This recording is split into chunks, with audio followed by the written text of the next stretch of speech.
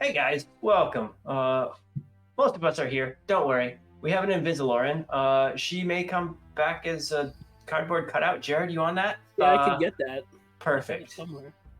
Perfect. My name's Jared. We're also the only D&D show that streams on this hour on that computer over there that has two Jareds. So, across the top, from right to left, Jared, Invisaloran, Nathan, and Lindsay.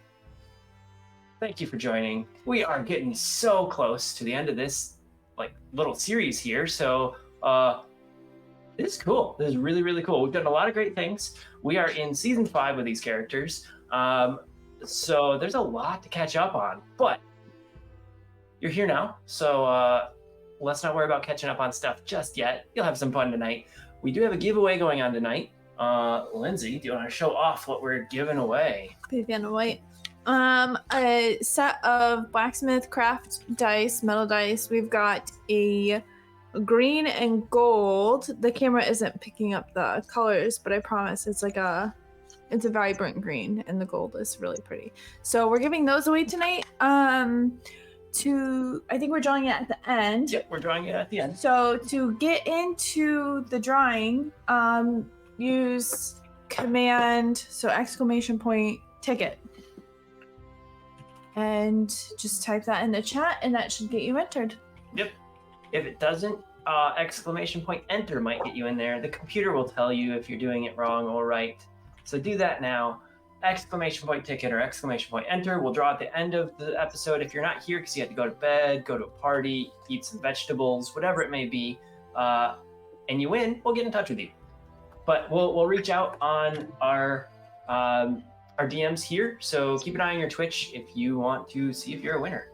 Other than that, players, friends, countrymen, anything that you wish to speak about, announce? I'm turning the sound off on my devices tonight. Okay, so we're not going to have any phantom rings. Man. It's always keeping the DM on their toes when that happens. But yeah, there you go. What Lindsay just typed, exclamation ticket gets you in. Lindsay, you can't win, but someone else can. So type that in, have fun. We're gonna dig into some story. Let's do a little bit of catch up to talk about where we're at as we have this episode and 2 more for this season and the story arc. How did we get here? So, long story short of it, a lot of things happened. Then the party went underground to find powerful hammer to break a stone that was so powerful it was bringing up the most evils from the depths. Many creatures, big and small, very, very deadly, were chasing this stone, and the party had attempted to lie about it. No, what stone? We've heard many times. Don't know what you're talking about. They succeeded a bunch of their checks, I guess, but now we're here. And they had found the hammer deep underground in some of the old forges. And they brought it up to the surface level to the forge that they were going to go break the stone at. And as they brought the hammer in, they realized the town had been ravaged by the evils chasing the stone.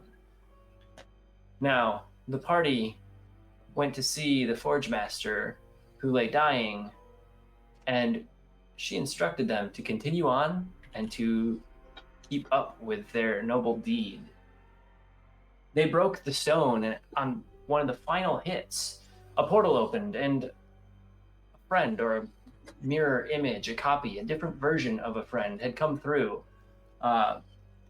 He was aware of their plight, and he too was fighting an evil wizard. Boo hiss. An evil that had been chasing this stone, apparently, that the party had dispatched of, or at least they thought, many, many months ago. But, come to find out, this wasn't their Keth, but a different, almost alternate reality Keth. As the gears started spinning in the party's head, and they had broken the stone, their friend had got some sticky fingers and took one of the 7 pieces. So now the party with 6 pieces of this broken power stone noticed the power had started seeping from each of the individual pieces, potentially a way to help defeat Keth once and for all. They've set out into the city and were informed that where they were going, the council members had met up on the edge, the cliff top where the most prestigious building in the city had sat. That was no more. It had fallen down into the sea and had taken the council members, the couriers, and some of the town's guard with them. So, setting out into the fog, as this town built from steam and steam power had many breaks in it, the thick, heavy sappiness of the fog lay in on the party. And just when they thought all was right, a glow came from a building, an eerie glow that they'd recognize. A small bookshop within, the librarian, a friend who had helped them learn more and more about their situation, and another friend, TikTok, or at least an ethereal version of him. After finding out that there are 7 mirror planes, meaning 7 different realities that mirrored much their own, the party also found out too, not only were they royalty, but they were royalty in a different realm, their own realm they had chased their Keth from. This realm seems to be where the power has culminated, and as they had learned more and more about their royalty, their fights that their families had offered, that parents of Valari, Garth, and Ari fought and died at the front lines together to prevent this evil. They'd learned also, too, that Thadric and his family had supplied, through side channels or portals, weaponry to assist the other planes in this fight. The librarian shooed them out the door very quickly in order to keep them on their way and to vanquish evil before it took over the world. The light faded from the bookstore and turned into a small, closed bakery. The party finds themselves standing in the street. Fog heavy, silence around them. In the late evening, darkness fully approaching.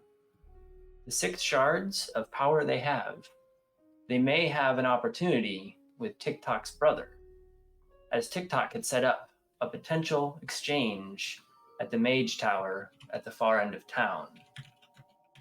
Party, you are now dampened and back out on the street, and minds filled with all of these thoughts of mirror planes. What do you do? And yes, I see evil Jim Jam there. That's exactly what the party should do. But will they? Yep. Yeah, I go and fight the tyrant that outlawed peanut butter.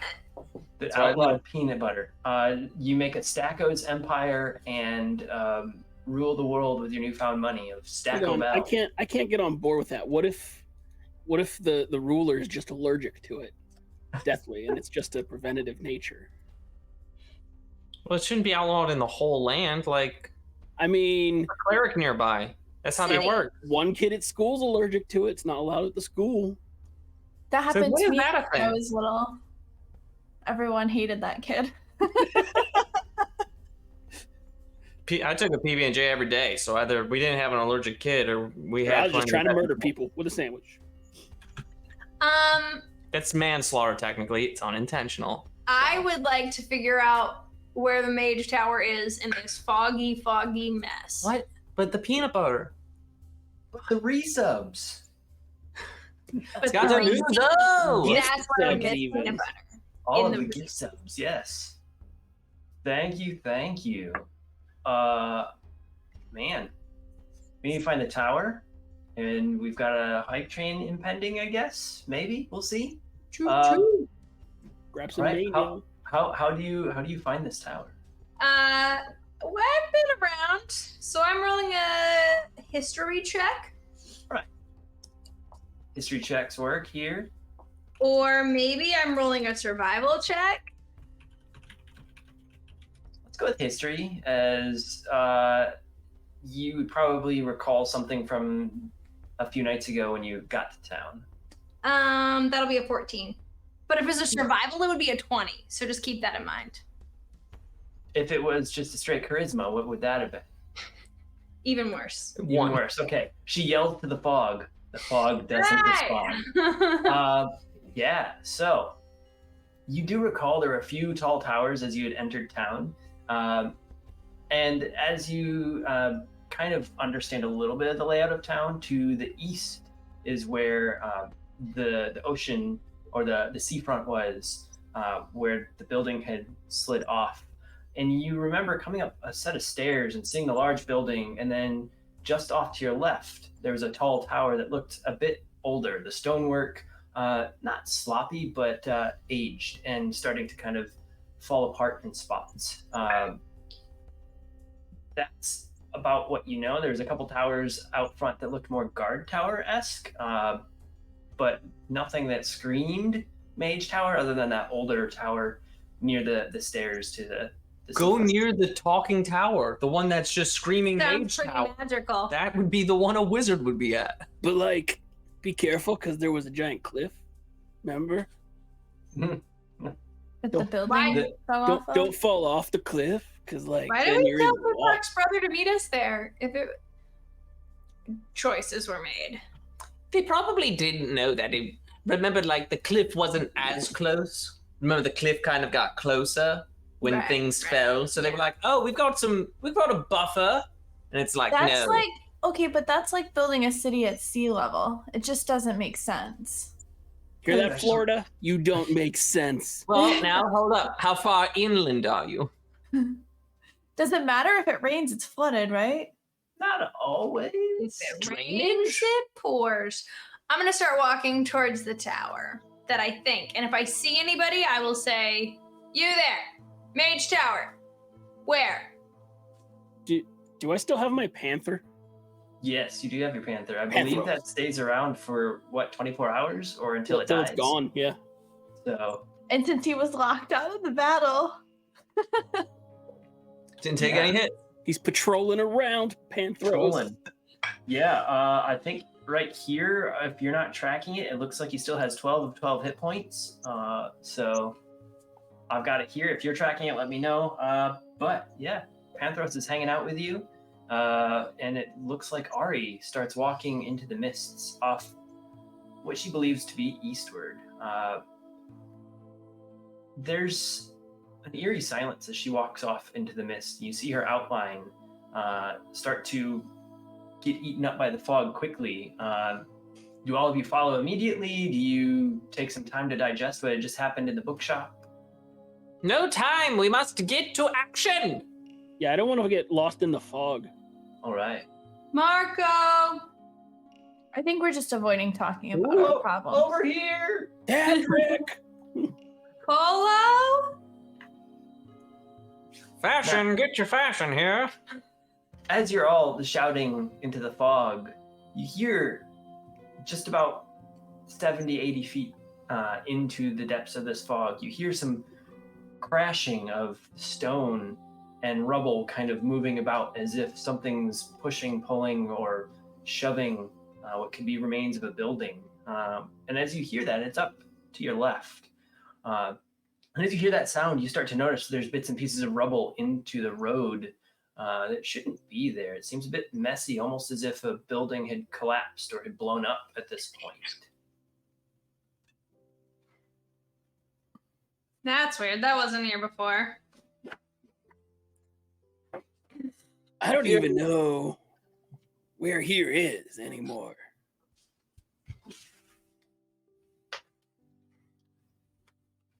Who's to say we're not always here?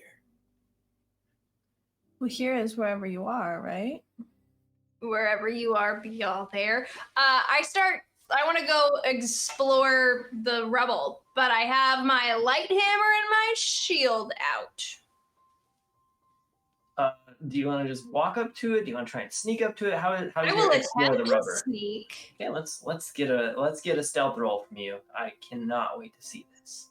Yeah. Now she's in fog, so Oh yeah, we fine. So here's the fun thing. I'm attempting to do this on a tablet. My computer crashed yesterday. I can't tell because there's a line right there. Is that +3 or plus? That's +3. there's no +3. Okay, soft 20. Soft 20. Perfect. So as you're sneaking forward, the soft thud of your boots is quieter than the sound being made by this rubble being pushed around. A stone about the size of your head comes out of nowhere and kind of crashes a few inches from your feet. And then another a few feet away from you. And yet another. And it doesn't seem like they're aimed at you, but they're being tossed off of something. You can't see the creature moving the rubble, but you can hear that they're only a handful of feet ahead of you, maybe 10, 12. But the fog is thick.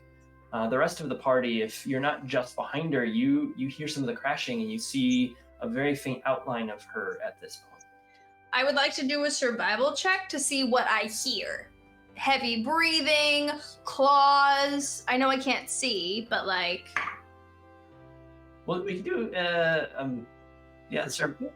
perception would probably be the best. Whatever, they're both the same plus. They're both the same plus. That'll be an 18. The 18. But I really want to do an acrobatics check to see how well You hear? I hear. My ears are very agile. Man. Rocks fall, the party dies. No. There's literally rocks that could just crush us right now, and you're Yeah. tempting Jared with that.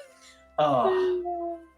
But with that, you are attempting to understand what's going on ahead of you. It sounds as if there's a stone or a metal grasping onto the rocks before they get hurled out. One actually flies up and over your shoulder by missing you by a mere 7 or 8 inches, but you hear it and kind of see it coming out of the fog. It keeps getting thrown in many directions. Some you hear go away from you, but what you don't hear is too much huffing and puffing, what you'd expect a large humanoid or creature to be who's making grunts and throwing. Nope. I am stealthing the heck back out of there. Please roll a stealth to get out of there. 7. 7. As you turn around and try to sneak back, your foot catches on one of the stones that had dropped right next to you and clangs a bit, and you catch yourself nicely. But as you do, you crash your shield a little bit down onto the ground and make a bit of noise. The stones stop moving and being thrown or pushed or anything, and there's silence in the direction that you heard the heaving and hoeing from. But suddenly, a few small clop, clop, clop, very methodical steps come your way. And as you hear these methodical steps come up behind you and you're lifting yourself up, you turn and you face a very tall construct, about 8-9 feet tall, very similar looking to some of the Warforged that you had met prior. And this one, unfortunately, doesn't have the metal or stone plates like you'd expect, but it looks a little bit more natural. Vines and wood growing up and around make most of the internals. But where you see like shoulders and muscular constructs, instead of the stonework, it's a ornate gem, large stones. Its hands are actually mostly gem held together by some vine. You can see that at the fingertips, there's diamonds on each fingertip, as if this creature lived in nature or was one that worked with stonework quite a bit, which would explain the diamond tip fingers. And it reaches out and steadies you a little bit and stares you in your face. Are you okay? Is there any medical issues that you may be suffering? And the rest of the party hears the voice. Only the heart attack you gave me. Whew. We good. Are you sure? Heart attacks are not good, from what I understand. I mean, it's still beating. It was scary. I thought you were gonna be a monster. You're not a monster. Do you know Mage Tower? Do you know where? Last I was in town, I believe the Mage Tower was that way, and he points somewhat in the general direction that you were heading towards, the seafront. What are you looking for? I heard the calamity, and I came to town to make sure my brethren were okay. And it seems the inhabitants and the other constructs like myself suffered major disasters here. Word of advice: don't throw rocks into the street you're trying to save people buried under rocks, because you almost got me like 3 times. My apologies. I was attempting to see if there was any humans or others in this building, as this is a flesh abode, whatever you humans We call enjoy. them houses. I don't want to live in a Houses. flesh abode. It sounds real creepy. Pardon my phrasing. I tend to work out in the depths, mining precious gemstone.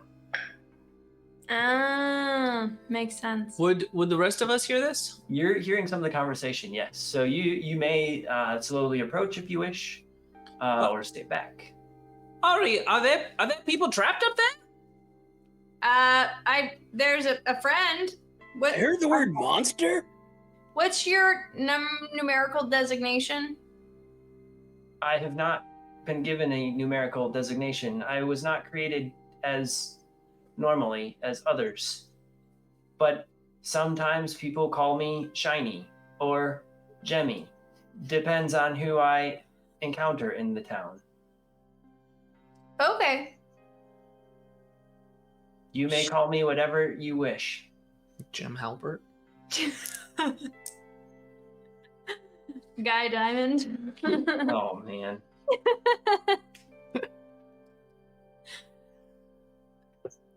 What did I get myself into?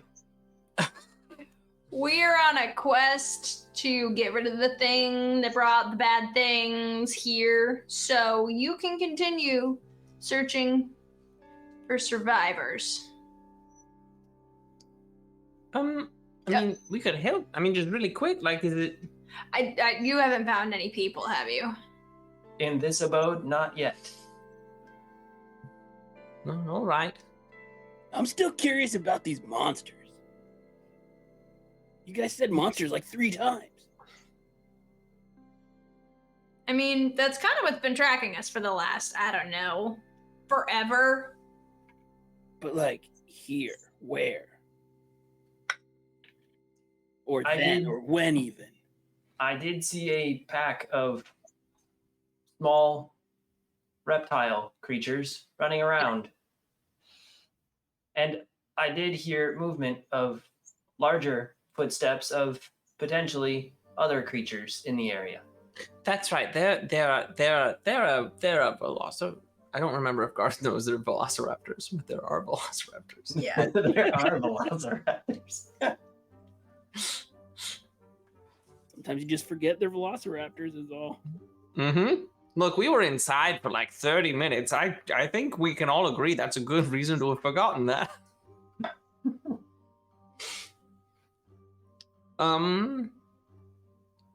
Well, are we going to continue to the Wizard's Tower, or are we going to try and see if there's anyone trapped here? I was going to the tower because I think Guy here has it totally under control. Jim? Gemini? Gemini? You're a Gemini? This dude is Sure. truly outrageous. Where I'm from, we call him extra, but I like it. Well, your mannerisms are quite elaborate, and I thank you for sharing those with me. I have learned a lot. Us too. Boop the DM. I was gonna be all sneaky about it. That boop had But some you force. warned him. You like gave him warning. I'm I gonna, was so I'm gonna change the excited. phrasing on that to just read punch the DM. Punch the DM. Well, you Hand guys into DM's face. You'll have to figure that one out. It'll be sucker punch the DM or something. Just Facial disgracial. Next week. You just see Jared punching himself in the face. Displace the DM's face. Harass the DM. the construct looks across the group.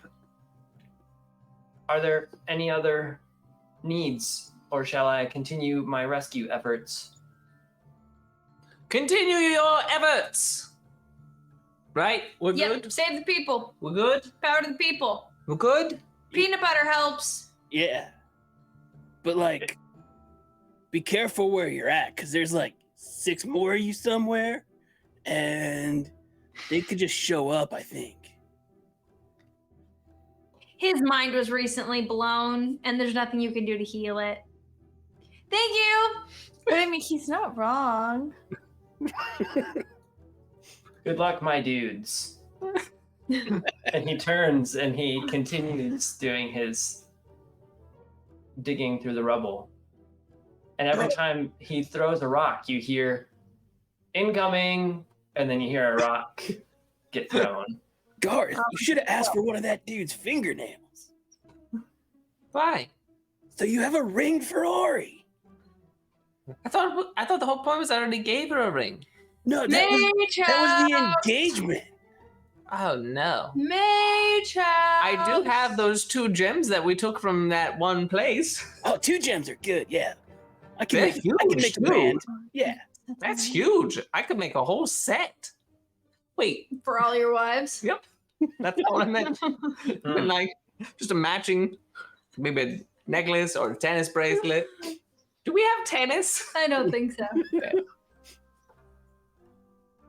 Garth, we will need to sit down in the next couple episodes and understand all about these wives that you have, or whatever is going on there. Well, clearly he has at least 7, I think. It's in different dimensions. Different dimensions. Oh man. Okay. So Mage Tower again? Yes. As you continue through the mists, Valari's head is still spinning from all of the news, and her pocket watch begins to vibrate in her pocket. I run ahead 30 feet. Well, what they don't, they would just No. know my pocket. I want to look at it, but like, Up, down to the side. Okay, so Yeah. Valari, as you pull the pocket watch out, it starts heating up and turning bright red, and the metal starts to kind of vibrate and shake. The screen flashes a bunch of colors across the glass, and then it just pops, and it falls into a handful of pieces in your hand, and a couple clang to the ground, and the rest of the group hears the pop. It's clanging. I like quick hide it behind my back because I know they probably heard it. Everything okay? What was that? Yeah. I don't think I even need to roll an insight check if she delivered the line like that. Valari, are you all right? Yeah. Okay. I've never seen you walk like that before. Just Right. stretching. Oh yeah. Long day on the feet every day. Is it me or do we just spend like every day on our feet? Every day. When we're not in portals. Yeah, when we're not in a portal. The last time I was. Yeah, none of us have any steeds. We should look at like getting, at We least had a steed. And then Garth scared him off, let him run away. I didn't scare him off. Gerald could be out there somewhere. Okay, I'm assuming they went home. They know the way. Remember, we were riding steeds right before we got to that place, the first Oh place. yeah. When we Okay. came from our castle. Yeah. Right. Yeah. So as Valari had taken a step back, kind of hiding stuff behind her back, most of you notice that as her hoof hits the ground, electricity kind of crackles out 7 or 8 inches from where her hoof hits. I run. You run. Valari, What? you're sparking. Yeah, it happens sometimes. We're good. We're good. We're good. I know. Is it you got everything under control? We're good. We're good. All right. We're good. I'm good. All right. It's good. We're fine. I'm fine. Famous last words. I'm gonna say this. I'm fine.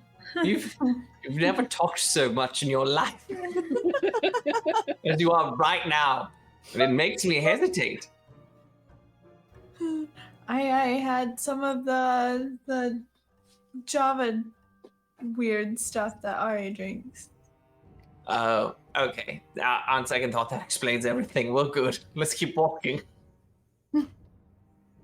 Now, Valari, as you take steps, electricity crackles out from under your hooves as you walk, and as you do that,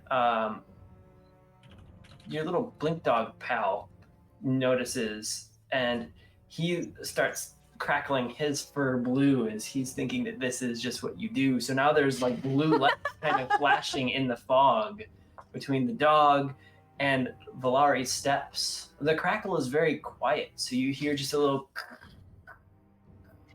as she walks. Nothing too terrible. Don't we have a mild magic scroll? Yeah. I was gonna ask the same thing. We do see the cadence here. So last week was a reroll. This week is live.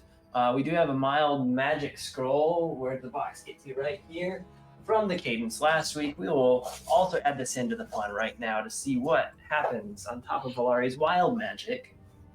Then I don't know. Wait, I thought she said she was fine. I did say I was fine. I still think we should have robbed that weird guy. Aren't you a cleric? And rogue. And a rogue. What's your alignment? This mild magic gives our wonderful friend Thadric a -2 to the next perception or intelligence check. Yeah. So take that. All right. Fine. I mean, isn't that what Cadence kind of wanted anyways? That's Yep. all Cade wants. That's all he wants. Is the demise of Jared, aka Thadric. No, I think it's Jared. Yeah, I think it's Jared. Not it. Yeah, the other one. Oh, the other one. All right, I'm good. So now as you're crackling through the fog, and Ari had run away, Ari, I need you to roll a perception check for me, please. Whew, glad I don't have a -2. 17. 17. As you're counting that on your hands and running, and you pull your hands away, you realize you nearly about ran into a body laying in the street. Monster body or people body? A human flesh body? A What? human body wearing similar clothes to someone you had just seen in the last couple hours. I don't Oh, no, remember. was it Thadric? Rumio? Not tragic. No. It does look very at the bottom. similar to the courier that you had all met. Aww. And as you Jeff. lift the body to see if he's alive, his face and his chest and his stomach look to be torn apart by claws, and there's blood in the street around where he lay. I retch. All right, so you throw up next to him. Yep. As you had lifted the body, you did note that he was still somewhat warm, so this was fresh, and whoever or whatever had killed him is most likely in the near vicinity. Can I do a medicine check to find Sure. out how long ago Sure. he died? Crackling blue lightning gets closer and closer as Valari follows with the group. And you do a medicine check. What is your number there, sir? 24. 24. Sir Thadric, as you look over the body, you realize that this man was probably dead no more than 5 or 6 minutes. So whatever had killed him is very much nearby.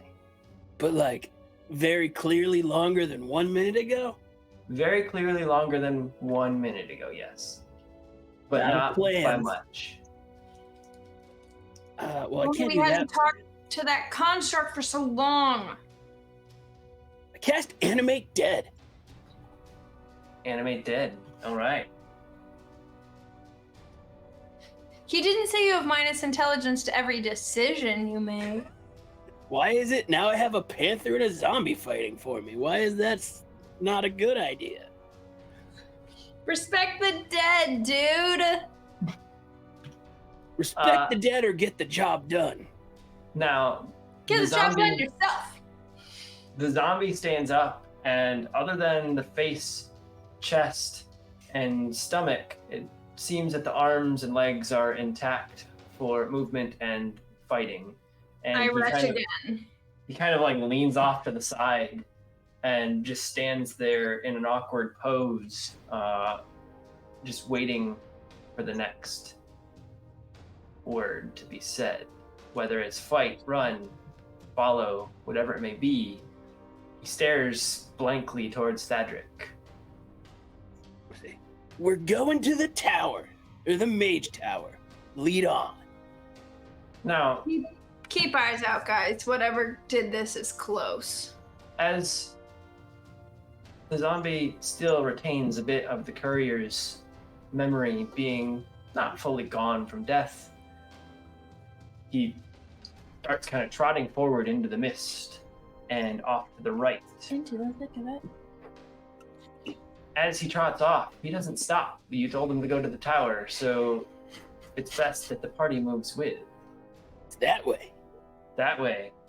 And the zombie has quite a decent speed about him, being a courier in his past life, now a fighter or whatever you make him to be.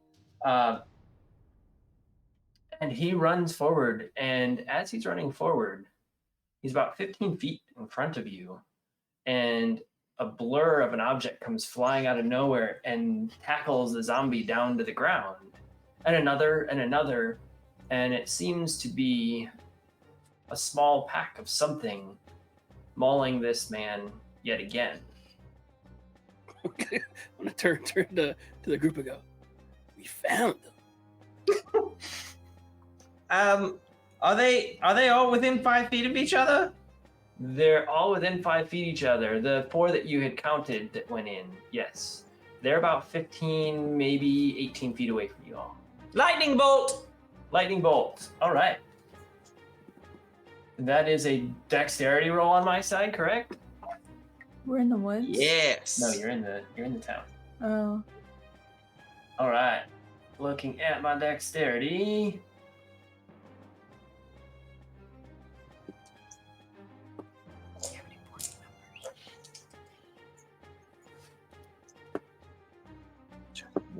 It would probably work, but All right, I have 119, and then the rest are 12 or below.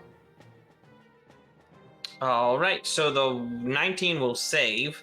Okay. The rest will not. So the 19 will take half of the 8d6 of damage I'm about to roll.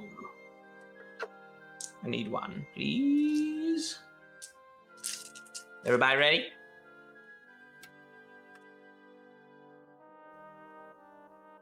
Oh, that's pretty good. 10, Hold for math. 26 points of lightning damage. 26 points of lightning damage. The 4 figures that you can kind of see in the mist get hit by the electricity, and you see the zaps across each of their 4 bodies. And as you see the electricity hit, you do notice that they have a very reptilian look, but they're walking on 2 hind legs with small front legs.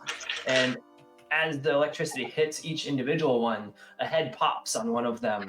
One just explodes, another just fizzles and kind of falls to bits, and then the final starts to run and then just trips and falls on its face and just kind of slides a few feet in your general direction, making about half the distance. You seem to have killed all of them. I need all of you to roll a perception check now.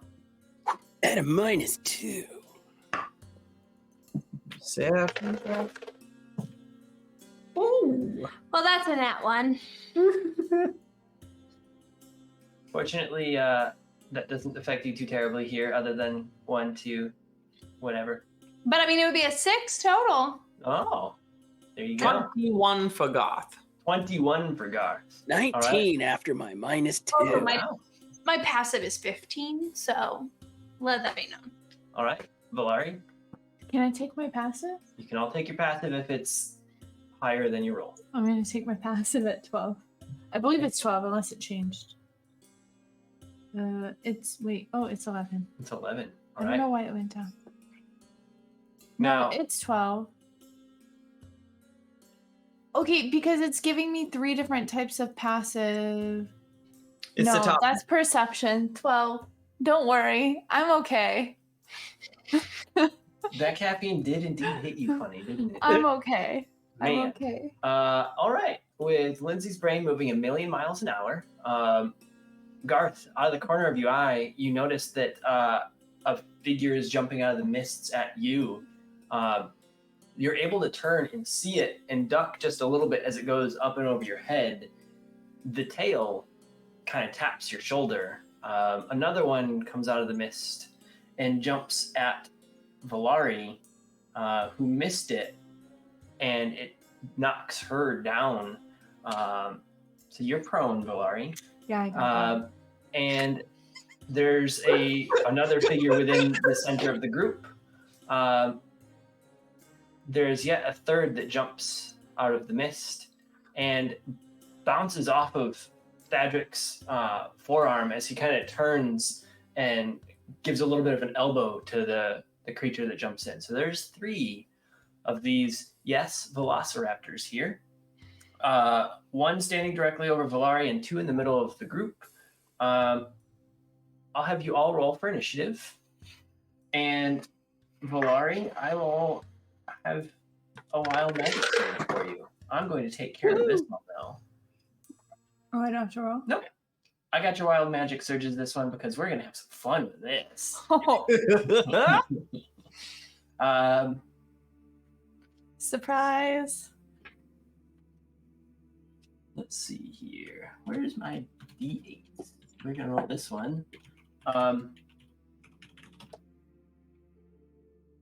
Valari, as you get knocked down, you go to yell something out to warn the others that you've been knocked down, and all you can do is scream at this moment. So you look to say something, and instead of saying, "Hey," you go, "Ah!" It's a literal I'm really scream. scared of these things. It's not a yell, it's a scream. You had encountered this once as a small child, and as you'd encountered it, you remember that you were chased after by others, and you were just trying to ask them nicely to stop, but you just kept screaming at them. Wow. And so you felt this same emotion here. Unfortunately, that'll last you for 7 rounds. So, not too long in Are you real gonna time, keep but we're track? going into battle. I'll keep track. Let's go, Ari. What is It's not your mess with any somatic or verbal spells. 10. 10? Gar. 16. 16. Thadric. 17. 17. Valari. Don't scream it. 3. 3. Okay. And as Nathan had noted, it does mess with anything that's got a V, a verbal component. So if you have to say something in any of your casting, that might not work. But Valari has a V. Now it's just Elhari. No, now it's just Oh, guess what? no verbals in any of it. Wait, I don't know. So at the top of the turn order is Astro at Valari's side. He jumps in and grabs onto the shoulder of this velociraptor, who will roll to hit. and he does get a bite on the raptor and kind of pull it away from a little bit of an onslaught of Valari. Does a little bit of damage here. It is your turn next. You've got one that's kind of right in front of you that you just kind of knocked as it had come at you. I'm gonna pull out the hammer, the rescued hammer that we pulled up from the ground. Okay. And swipe at it. Swipe away. And I've rolled my die, and it is a 19 to hit. That does hit. Now I don't know all the details with this hammer. It's a light for hammer now. All you know, one, but it's I a don't plus know. 1 to hit and a plus 1 of damage. So this is your first hit with it. Yes. So Okay. 5 damage. 5 damage. As you hit, what you notice is a spray of molten metal kind of sprays out of the tip of the hammer, and you get 1d4 additional of fire damage. Sweet. Molten hammers doing things. Another 1. A 1. All right. Big old total there. So as you hit, you notice the hammer goes slightly light in your hand, like you've got a lot of swing on it. So that's how you attribute all of these features, the +1s on it, the +1 to hit and +1 to damage. But the handle glows red and doesn't burn you, and it stays glowing red at this point, as it looks like you'll be doing that additional damage every hit. Cool. It is your turn next. Lovely. Hang on, just 1 second here. I have Panthros. Panthros doesn't go on your turn, correct? Or does it go Panthers on... does in theory go on my turn. Sorry. He'd I have probably Panthros just go after the Garth. closest. Okay, we'll go after Garth then, because that's where he rolled. I So mean, Garth, it is your turn. Panthros does what Panthros does. Panthros does. All right, I would Garth, like it is your turn. to reach out with my mind to the one closest to me. Okay. Well, because there's one engaged with, like, one attacked me specifically. Yeah, one I'm jumped done. kind of over you, and it had dropped and started to turn around at you. It's not fully around and facing you yet. So I turn towards it and like put my quarterstaff, just creating a bit of a barrier, and I put my finger to my temple and cast Mind Spike All right. on this stupid little dinosaur. Oh, you don't just pretend to be psychic? Nope, I am psychic. So, wisdom saving throw. Wisdom saving it is. It is a total of 19. Clever girl. This one is. Clever girl. In that case, okay, she will still take half the damage, which I was casting at level 4 is 5d8. You could use some d8s. Can I have 2 d8s, please? As we're rolling, if I have a you couple of joined, do type in !ticket into chat. You can get a chance to win some really nice metal blacksmith craft dice. We'll be giving them away at the end of the show, but you just need to enter by typing !ticket. Okay. So, half of 27 damage. All right. As you reach out into the mind of this velociraptor in front of you, she turns and makes eye contact with you and kind of starts to get a toothy grin as if she's going to just finish you off in one bite.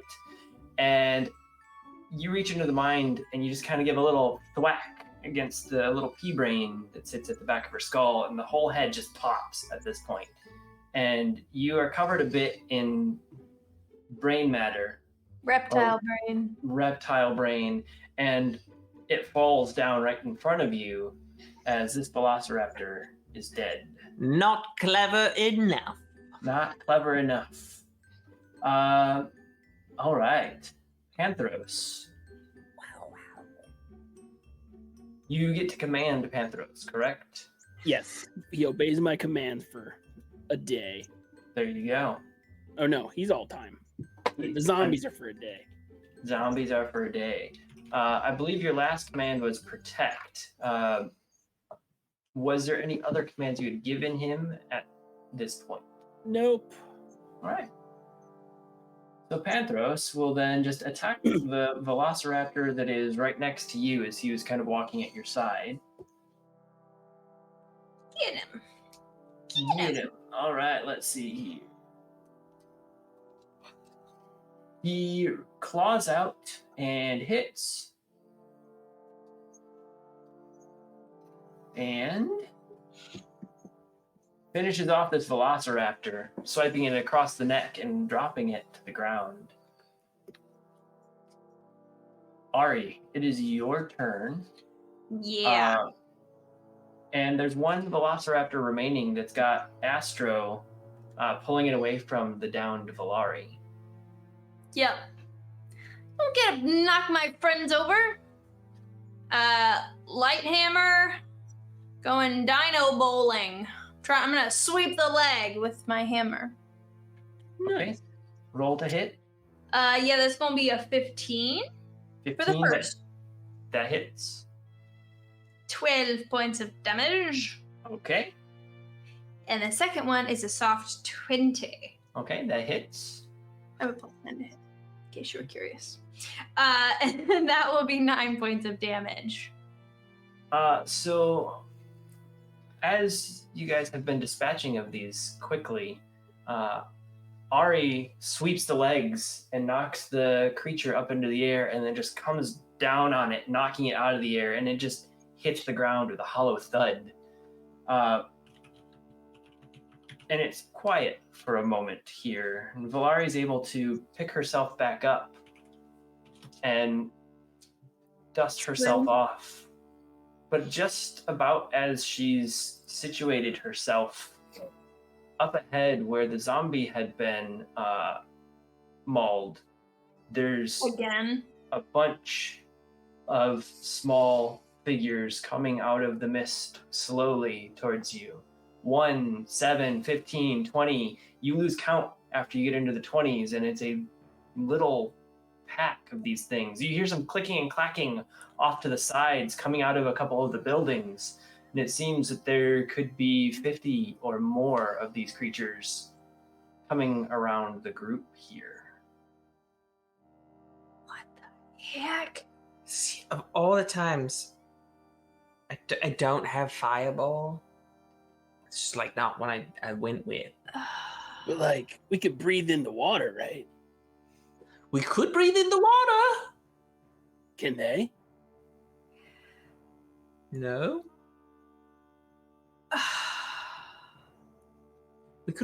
I don't think. Look, running's not going to work. Ari Back to back? sadly takes the spider brooch from her armor, gives it a little kiss, and yells, "Brianna!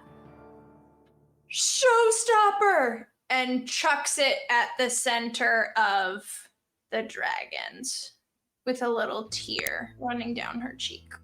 As she throws the brooch and yells showstopper, a golden light starts popping out of this little figure that goes into the crowd of these velociraptors ahead. And a spray of webbing shoots in all directions, some landing very close to the party. And you hear a weird clattering, and you see the golden light now bouncing around between the spray of webbing. And as you see that, it seems to have built kind of a small cocoon around the group of velociraptors faster than you could ever imagine. And then you see the golden light start glowing brightly up where you last watched the brooch launch forward. And then it drops quickly to the ground behind the figures. And with an explosion, some of these velociraptor corpses wrapped in webbing come flying past you and a stench of burned flesh hits the air. And there's one velociraptor at the back that's kind of limping forward and drops at the feet of the party. And at this moment, other than a few things kind of falling off of roofs that have landed nearby, again, silence hits. Ari would just quietly whisper, "Thank you." Take yourself off and start walking to the mage tower. No, was...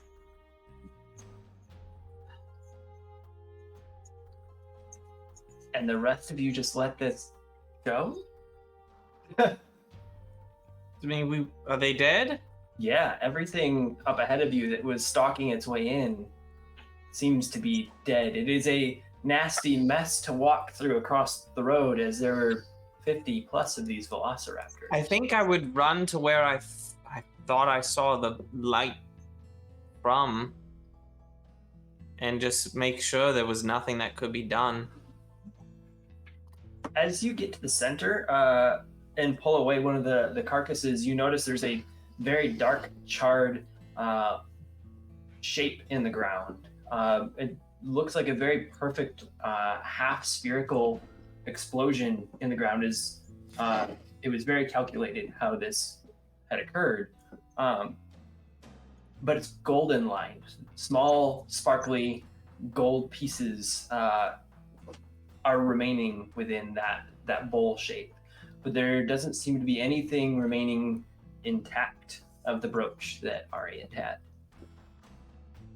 I want to pull out the dagger that I have, Mhm. and to the best of my ability, quickly carve like where that half circle ends.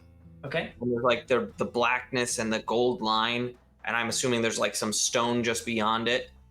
Yep. I want to take my dagger, it's just a normal dagger, but I want to carve her like the BR1A. Like I want to carve that symbol in. Okay. Yeah.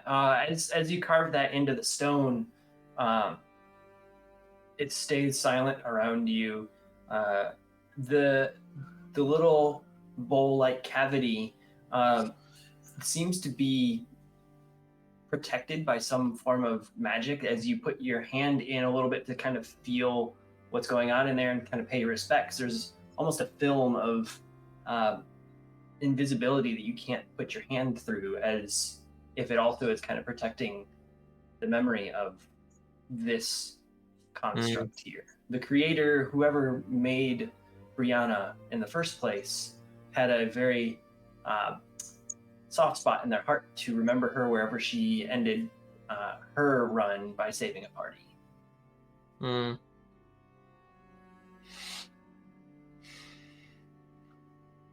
Anyone else want to do anything here?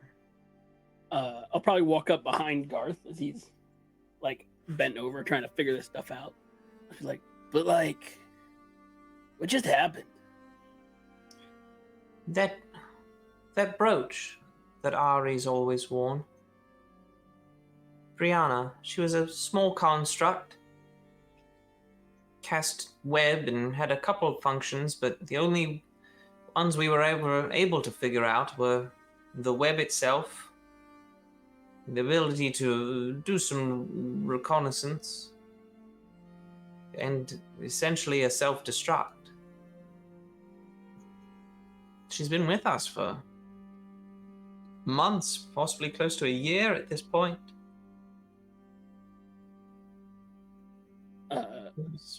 That'll put his hand on Garth's little head and be like, "Don't worry, man. There's like 6 more." And then we'll move forward. Badrick is stuck on the alternate realities. I look at the back of that and I say, just out of curiosity, if I die, are you like, don't worry, there's 4 more? Like, just, is that the mentality here? No, you're misunderstanding me. What I'm saying is there's like 6 more. So, like, still living on. somewhere. Yeah. Oh, yeah. All right. Being it the best it can be. I'm not saying don't be sad. I'm just saying take solace where you can. Yes. And also, there's 6 other Garths. And then I walk. No, I'm pretty sure I heard I'm dead in at least one of those realms. This one. At least this one. Well, 2, right? Because the one that just gone. In Rumiel's world, I was gone. Mm-hmm. Oh, wait. In this one, this is the first of me we've encountered, so. You said there was nothing left, right? Of the brooch? There are some golden shimmering pieces embedded into the spherical explosion point, but there is a magical protection from allowing you to get to them. Oh, all right. It will be a permanent pothole. Well, Permanent I was pothole. going to try Revivify, but if I can't touch it. Ari will wipe away, turn around, wipe away, face, turn back. Come on, we got a meeting to get to. Thank you.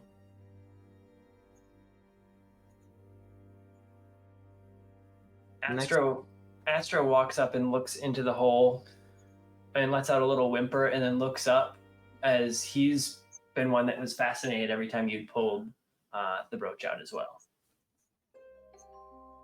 Next chance I can, I'll learn Fireball. I just wanted to be different than every other wizard, you know? I mean, like, everyone knows Fireball. I don't know Fireball. Valari, at this point, as you're in the back, you reach into your pocket briefly, and as you pull your hand out, it's full of coal pieces. And it seems that your pockets, anytime you put your hand in, only give you back a handful of coal on your jacket. And I can't talk still. At this point, you're fine. It was only about 37 seconds, 38 seconds at that.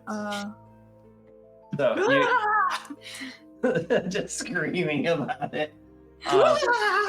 Whatever is going on around you with your sparking feet and now your jacket being affected, Valari's wild magic is twisting and turning for the evening.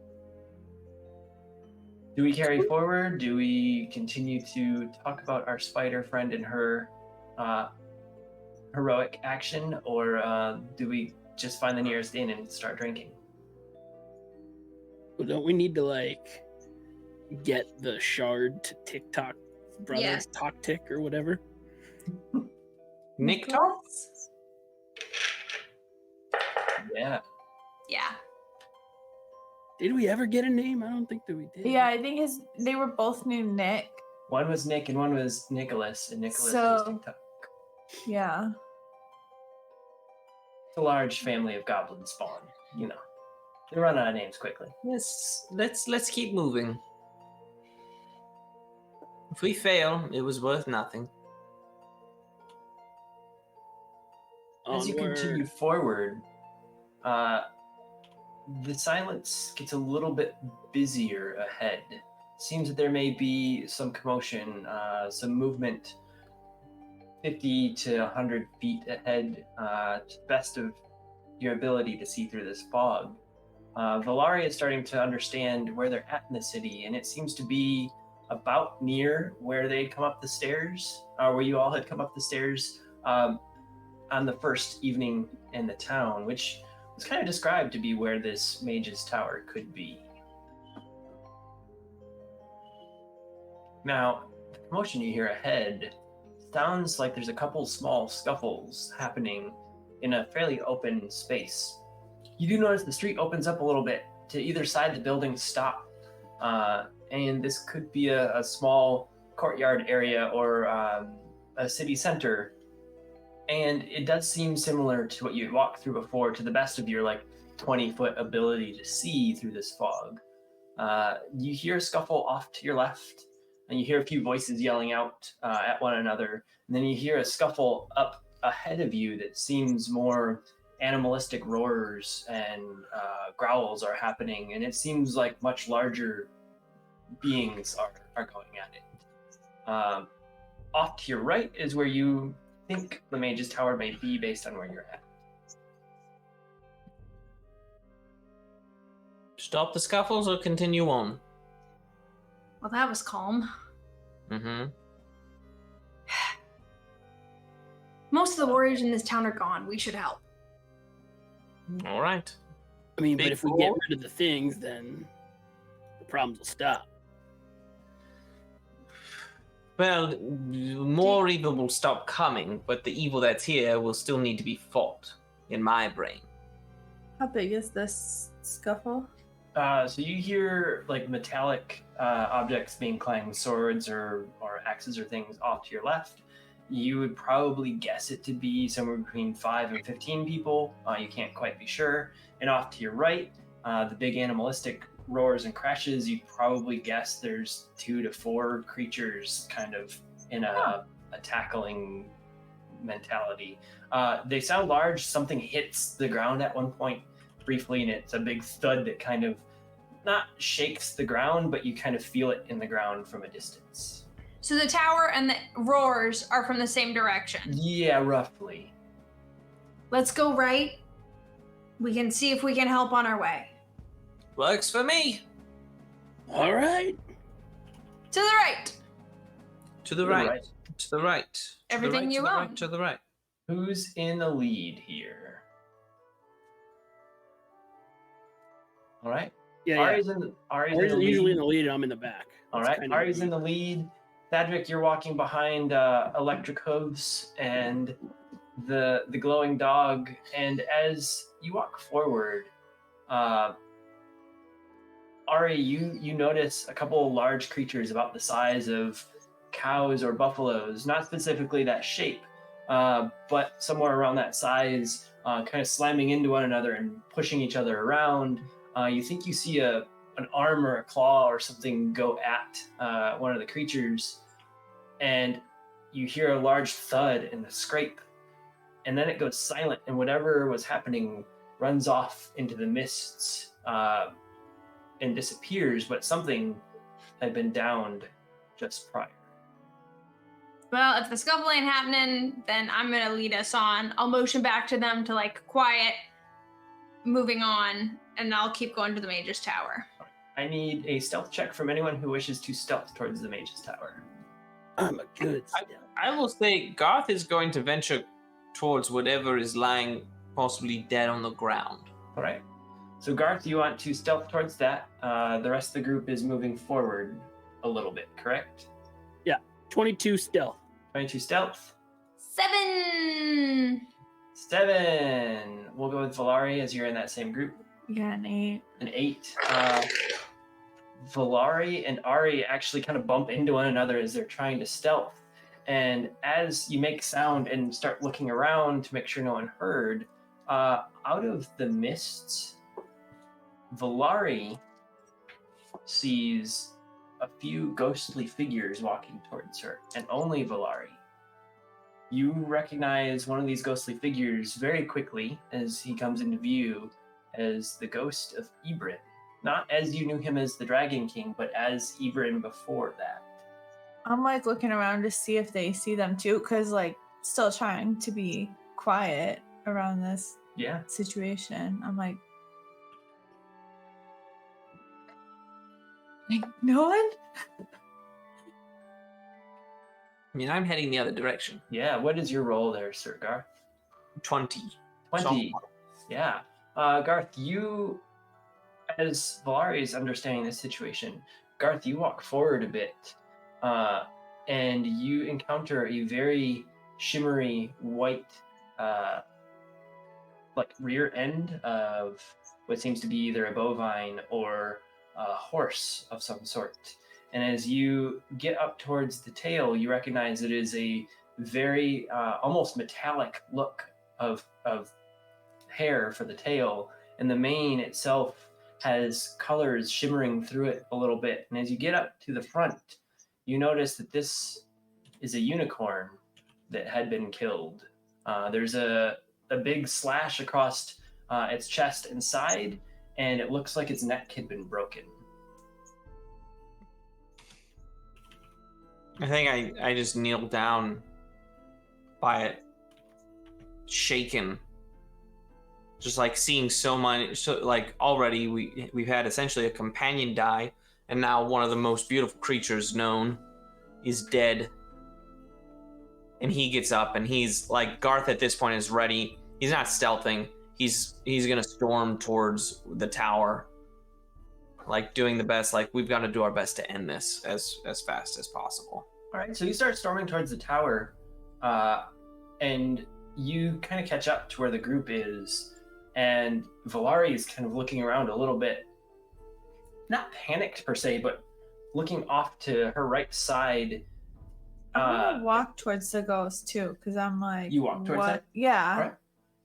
Because I'm like, what in the heck is this? Yeah, as you're walking towards the ghosts, and you see that Valari is kind of trailing off a little bit. Valari, you see Ibrin walk up, and he just stops silent and just looks at you. Off to the sides, you see a few other ghosts, a few figures you don't recognize, and then a pair of tiefling that look similar to some of the drawings of your parents. Mm-hmm. And they kind of nod at you in approval, but they stay back a little bit. And you're seeing all of this. No one of these ghosts is speaking to you. But as Ibrin is standing there, his figure disappears, and a ghost of a young Keth appears where he was standing and just menacingly stares at you.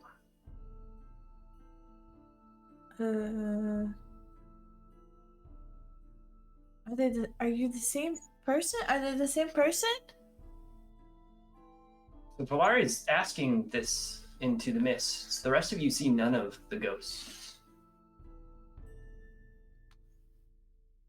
Into what? I mean, are we even there? Like, never mind. I mean, we haven't gotten too far ahead. Yeah, that's what I was kind of sorting. Yeah, Ari wouldn't have gotten too much further because as Valari and Ari collided, Valari kind of stood up and started walking away from where the group was trailing. So I would assume Ari wouldn't have moved too far. Thadric is probably a little bit ahead of that, but not by much. Valari, you okay? But Ibrin. And then it was Kath. What are you talking? I'm on guard now. Like, where? Right here. And as you kind of poke out, you bump the fog near Keth's ghost to you, and he shimmers a little bit, but stays somewhat in place. It's almost if it's being projected into the fog. I don't see anything, Valari.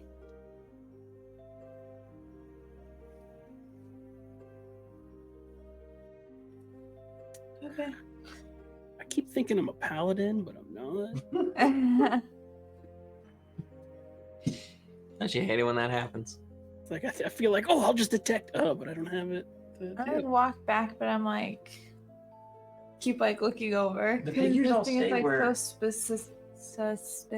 Suspicious, yes. The figures all stay where you had seen them. They don't follow you. They don't do anything more than just kind of turn their head and watch. I know, you but walk. that's like unnerving.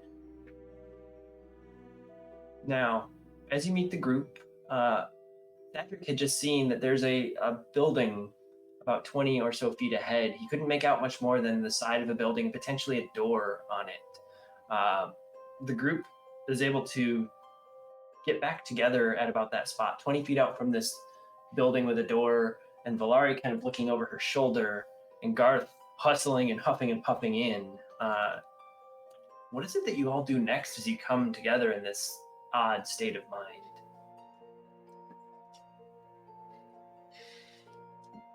I'm still ready to go to the Mage's Castle. I'm looking out for Nick talk. Yeah, I'm trying to figure out. I'm kind of with Ari on that, trying to, because we still don't actually physically see the tower yet. No, but there's a building right up ahead that you assume could be close to or maybe the tower.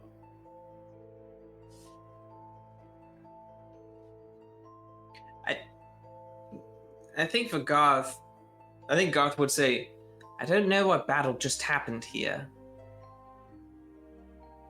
but the victor killed a unicorn, so I can only assume that evil won. Rory smash! Do we? I know we did it, but do we need more unicorn hair? You want to harvest a unicorn corpse? I mean, if we need it to stop the evil, yeah. Wait, why don't you just revivify the unicorn? Well, how long ago did it die? I only have like a minute. You are nearing about the 45-second point here, as it had dropped dead. We got Just like 10 fire. seconds. Oh well, you didn't tell me that. Well, I don't know. I forgot about it. I'll run and try and find the unicorn quick. Roll me a perception just to see if you gain the general direction of it properly. Come on, general direction. I helped by pointing. I rolled a 10, so it's a 19. 19. You hustle up and you're able to get to this unicorn that is laying dead, still warm. You see a little bit of like the heat rising off of it as it was quite hot from battle and exerting itself. I reach out and I touch like on its head between it, like with its horn. I don't like grab the horn, but like Come back to life! And I'll cast Skewers, Cedric. I'll cast Revivify. All right. Oh, this is the first time I've run Revivify. What are we getting here? What is our? Oh, as my app crashes. We're getting a unicorn, is what we're getting. All right. Come Revivify. back, app. Princess Ari is getting the best horse ever. A bloody unicorn. You touch a creature that has died within the last minute, the creature returns to life with 1 hit point. The spell cannot return a creature to life that has died of old age. Right. And it can't restore any missing body parts. It's not missing any body parts. Yay! So it is badly scratched up on its chest and side. Nothing so deep that its innards are at exposure, but enough that it's fairly painful. I mean, I could hit it. I could drop a cure wounds on it for. Yeah! Your verbiage here, you said I could hit it. I know you're gonna say I could hit it with healing. I was like, he hits it and it dies. Look at that XP. It's like when a baby's born and you slap it, right? 14 exactly. 14 healing. Okay, let me get our 15-point unicorn in here. It's Lucas Martinez painted a horrible picture. That only had a second left, so he panicked and revivified just the back half of the unicorn. It's awkward. Awkward. The All back right. half. Oh no! I give the unicorn a healing hug. It's now emotionally stronger. Oh. And a little kiss on the cheek. It now has Oh. the strength of 10 men. And I say, thank you for being so brave. It can do anything. It can do anything. We now have Super Unicorn here. What if that was, I think that needs, I mean, that is a D&D thing with like bards, but like, just like words of encouragement, like, I can do anything. You're right. No, that has like a Persuasion, Gollum right? conversation with himself. He's like, "Oh yeah, good job, Dad. Oh yeah, you can do anything too. How about that?" Like, Cats on his back. I feel stronger. yeah. Okay, wow. So you have a unicorn at 15 HP that has come up and is now standing up a little bit, and it kneels just a little bit of its front side towards Thadric as it knows full well that Thadric had brought it back from life, or brought it back to life. And it kind of looks across the group. Valari, you see this unicorn, and it reminds you a bit of My unicorn? the unicorn that you've summoned a handful of times. And in the back of your mind, you almost feel like you hear its neigh, but you know that it's very much like in your head thing at this point. Yeah. The rest of the group, it stands there and kind of looks across to you. I'm gonna tell it, you're welcome to go fight more evil, but you can stay with us and we'll fight with you if you want. It doesn't seem to quite understand what you're saying to it, but it tilts its No. it tilts its head at the group as you're speaking. Does anyone wish to try other languages? Mr. Ed neighing language, or I have Celestial. I mean, like, What does the unicorn what's up, understand? good unicorn dude? do you say that in common, celestial, Celestial, yeah. celestial? The unicorn clops its toes, or its hooves a bit, and it looks at you, and you hear yes, its toes. I just had a horrifying picture out of my head. This was the monster! Nathan, draw unicorn toes, please. Draw unicorn toes. So it clops its hooves a bit. And in the back of your mind, Thadric, you hear Celestial, and it says, thank you, my friend. In Celestial, I was just wondering, are you gonna be like, okay? We're just here fighting the evil. I've fared worse, but, I mean, not death, but you've brought me back at least. And I'm here to fight evil as well. Is that, and he looks across the group, is that power you carry with you? Dad, tell him to come with us. Tell him to come with us. Yeah. Her Highness says you should come with us. And also, we have magic shards. So at this point, I'll let the rest of the group and our viewers know what everyone else is seeing. You're seeing Thadric speaking in a language that I believe Valari and Ari don't know, but Garth does, so he's able to catch into some of the conversation, but it's all very one-sided. Garth, you only hear one side of it as well, because the unicorn is speaking in Celestial telepathically in the back of Thadric's mind, so you're only hearing Thadric's side. And as Thadric says, the Highness wants you to come with us, the unicorn looks across the group. Which one? Like, probably all 7?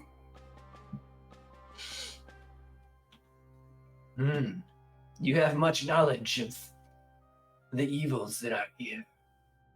Well, I will aid you in your task, as I believe you are the ones carrying out the most dangerous task. If that's the power that this evil seeks, I will have plenty of battle around you. And he clops one hoof on the ground. The rest of you can kind of see this as like an agreement. He nods his head, tossing his mane. And as the mane gets tossed, it's almost too magically like fluttering in the air and lands We all perfectly. get +5 hit points and 1 inspiration point. No, what you do get is +5 excitement and happiness points. Use those however you wish. They don't count on any roll, but they do allow you to have fun in your conversations. And Sounds I'm like doing you like a quick head count. I'm like, okay, there's 4 of us. Astro, Panther, Unicorn. You have a small army forming. What is your Zombie. name, Oh, no, shiny, zombie. horny dude? Shiny, horny dude. Horned, maybe? Get Shakespearean with it. Just horned. As you ask that, you get heavy blinks staring at you from the word choice. And a sigh comes out. Nay. I suppose your question was to know what others call me. Do not laugh, as the few others I have spoken to found it funny that my rainbow trot was hilarious to an elven man earlier. So rainbow trot is what my clan calls me. We are from the 7 pools of silver and gold. Silver and gold. It sounds like way better in Celestial than in Common. And I'll turn. This one is called Rainbow Trots. Cool. Now, I don't want to be like a stuck bard or something, but he said the number 7. Just say it. I don't know what you're talking about, but we should go defeat this evil. It's lucky. No, like the 7 realms. Clop, clop, clop, clop, clop, clop. Oh. And like silver and gold were mentioned. But he's gonna help. Great. Ari's gonna start walking. Because that's what these boots are made for. All right. Those boots are made for walking towards the building you are near, correct? That and kicking evil in the face. All right. I was, Well- I was about to say my hooves are made for kicking. So. The kicking hooves and kicking boots begin to walk towards this building, and it indeed seems to be the tower that you were expecting to get to.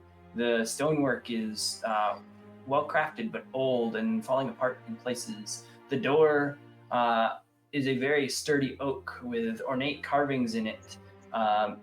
As Garth approaches a bit, he recognizes that this door has a bit of a magical component to open. It's not just any old door, even though there's a small knob on it that would probably not hold up to the weight if someone just tried to strong arm the door open. And Garth, you'd seen this before. Very many types of magical capabilities to enter. You just have to prove that you're worthy to the door, and it opens by the slightest touch on the knob.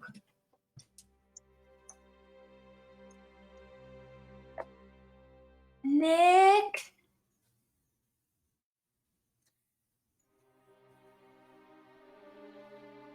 Nick talk. No voices are heard outside or inside from what you can tell. Well, it's inside the wizard's tower, yes? I opened the door. You go and reach for the door, and you pull on the small handle, and it kind of shakes in your hand and begins to bend a tiny bit, as the door seems to be much heavier than just a normal door. I knock. The heavy thud knocking on the door, you feel that this door may be feet thick, not just a handful of inches like most doors. But you do hear a large, heavy thud kind of echo into the building ahead.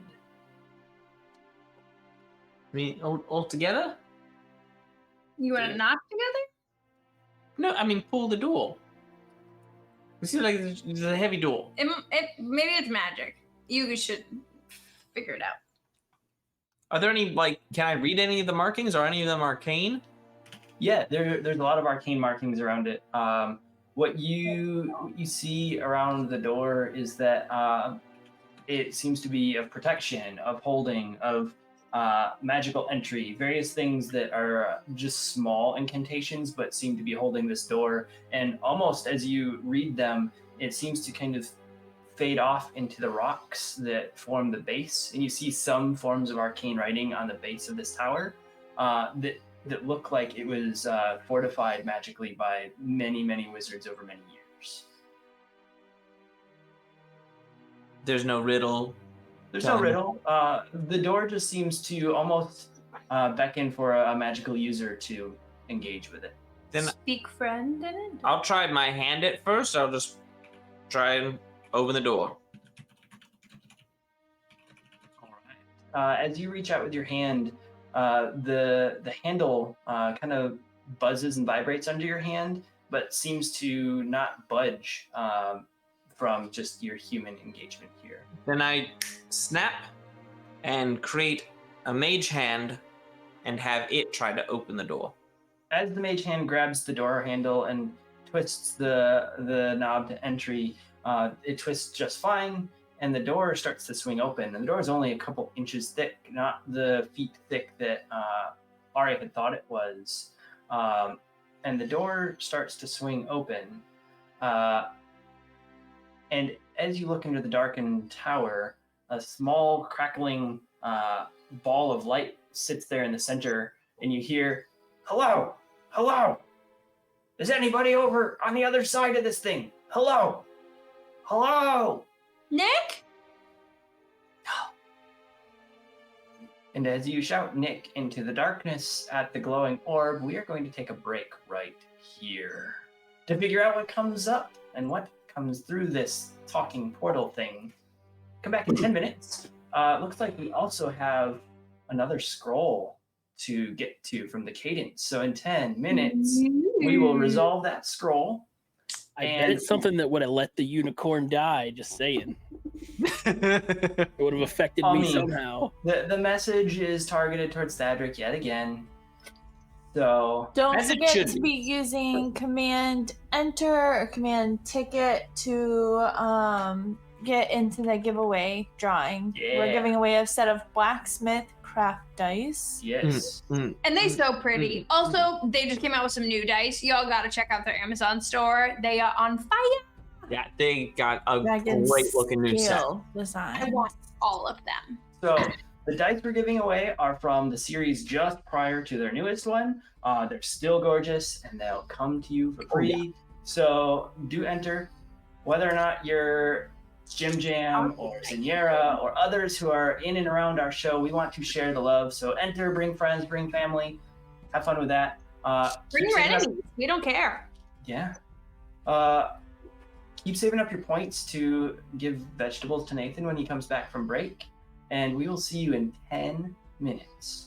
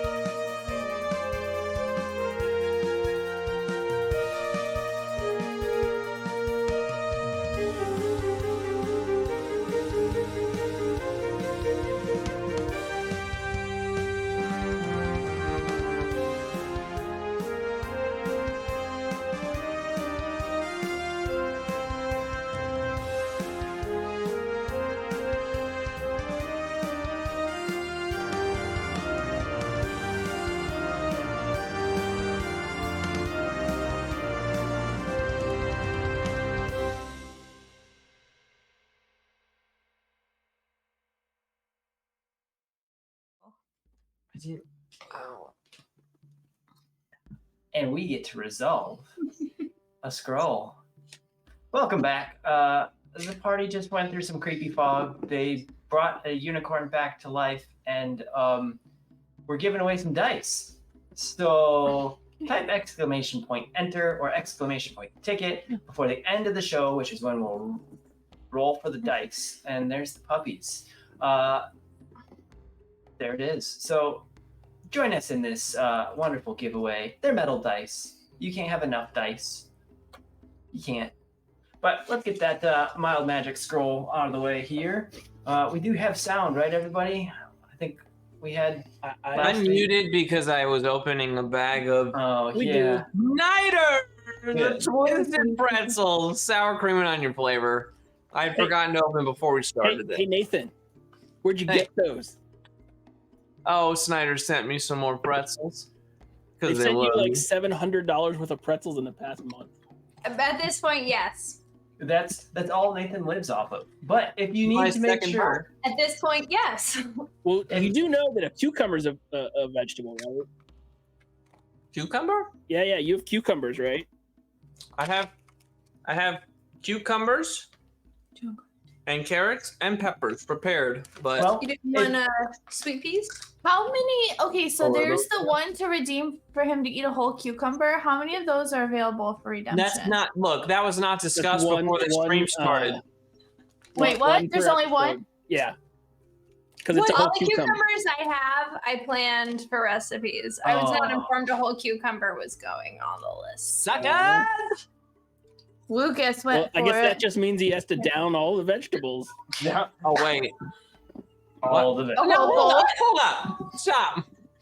I like that eating the whole cucumber is half the price of your greens too. Yeah. That, I was like, how many of these can I buy? Cucumbers are the easiest ones in the world. I will to eat. eat They're like all the literally cucumbers. crunchy water. I All will the eat all the cucumbers. cucumbers in this thing.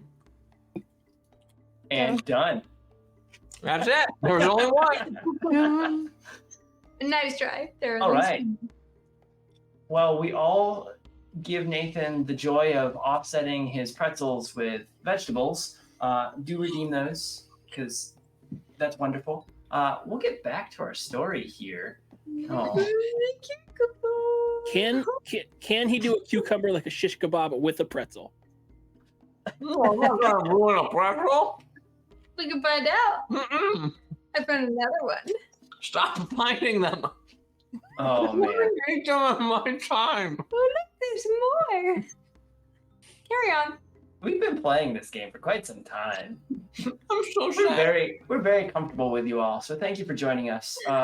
Do join in the giveaway. If you've won before, you can still win again. If you want Maybe to we take part, could get a sponsor from Del Monte or oh something. man, there you go. If you haven't typed in exclamation ticket, do it because it's dice. I don't think this face sells vegetables. Oh man, that face does not sell vegetables. But the joy of everyone else watching him eat the vegetables is what sells it. So with that, the party had opened the door magically to this tower. And as the tower was opened, do we have a boop the snoot? Is that what's going on? Yeah. We do. It's not you this time. Booping snoots. There we go. Thank you for the boop the snoot redemption. Vote which boot was which boop was better. Aw. Who did better? And as you're making those votes, the door had opened and there was a glowing orb floating in the middle of this dark tower. And as a voice was calling out, "Hello, who's on the other side? Hello!" Ari had called out, "Nick?" And that's where we had left it. So, back to the story. Hello? Hello, is this thing working? Can you hear me now?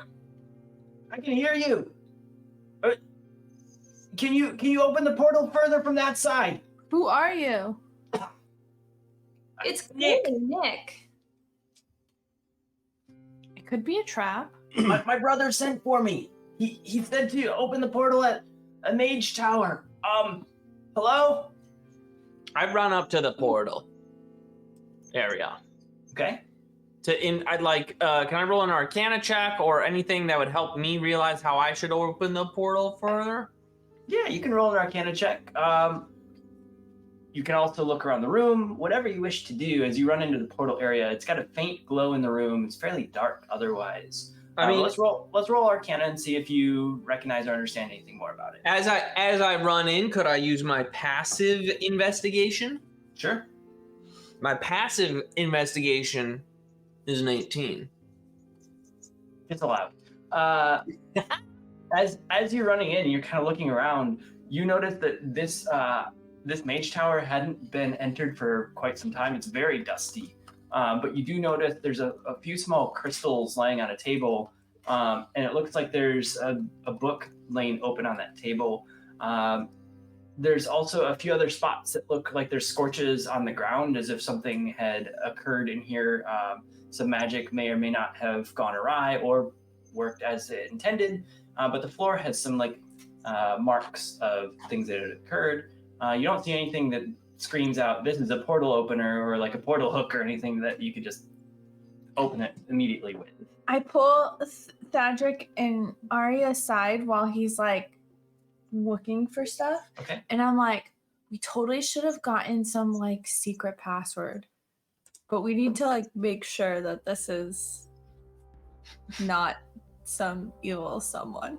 I mean, it sounds But, like like- Nick, and he said How the would we place is know? safe to be Of because we course- talked to him already. Of course, he sounds like Nick. He's played by the same voice actor as every other NPC. Ba-ba-ba. Roll credits. Jared. But like, I mean, I didn't trust the other guy either. So What other guy? the not Rumiel dude, Oh, I don't trust that shady dude. the guy who either. legitimately I just trust stole from us everyone. anyway. But I'm just saying, No, he a didn't. lot of steal evil from things us. have been coming out of the portals. Just so we know, he did not steal from us. You didn't give him anything in the first place, and then accused him of stealing. Anyways, And then he stole there's- one out of Then he Astro's stole pouch. Anyways, problem at hand is there's been a lot of evil things coming through portals. But And now we have a unicorn friend, and I pet the unicorn. And with that, Ari, because the $5 rolled to you, we'll just go with it that it came from the unicorn. You have inspiration. Yay! I just imagine it being like in a certain video game when you like get on the horse and you're petting it and then it like has all these hearts all around. Yeah. You still want me to roll Arcana? Yes. Oh, Oh, that was happening. Can't roll those as a halfling. One It's all magic. 15. 15. You have seen a few portals opened in front of you by choice in the past. You can't quite recall what it was that was used, but you do recall there was a couple crystals involved, and you did see some on a table nearby. So I'll go while they're talking. I'll go over there and look at that book and the crystals and everything and see Yeah. if it's like an instruction manual.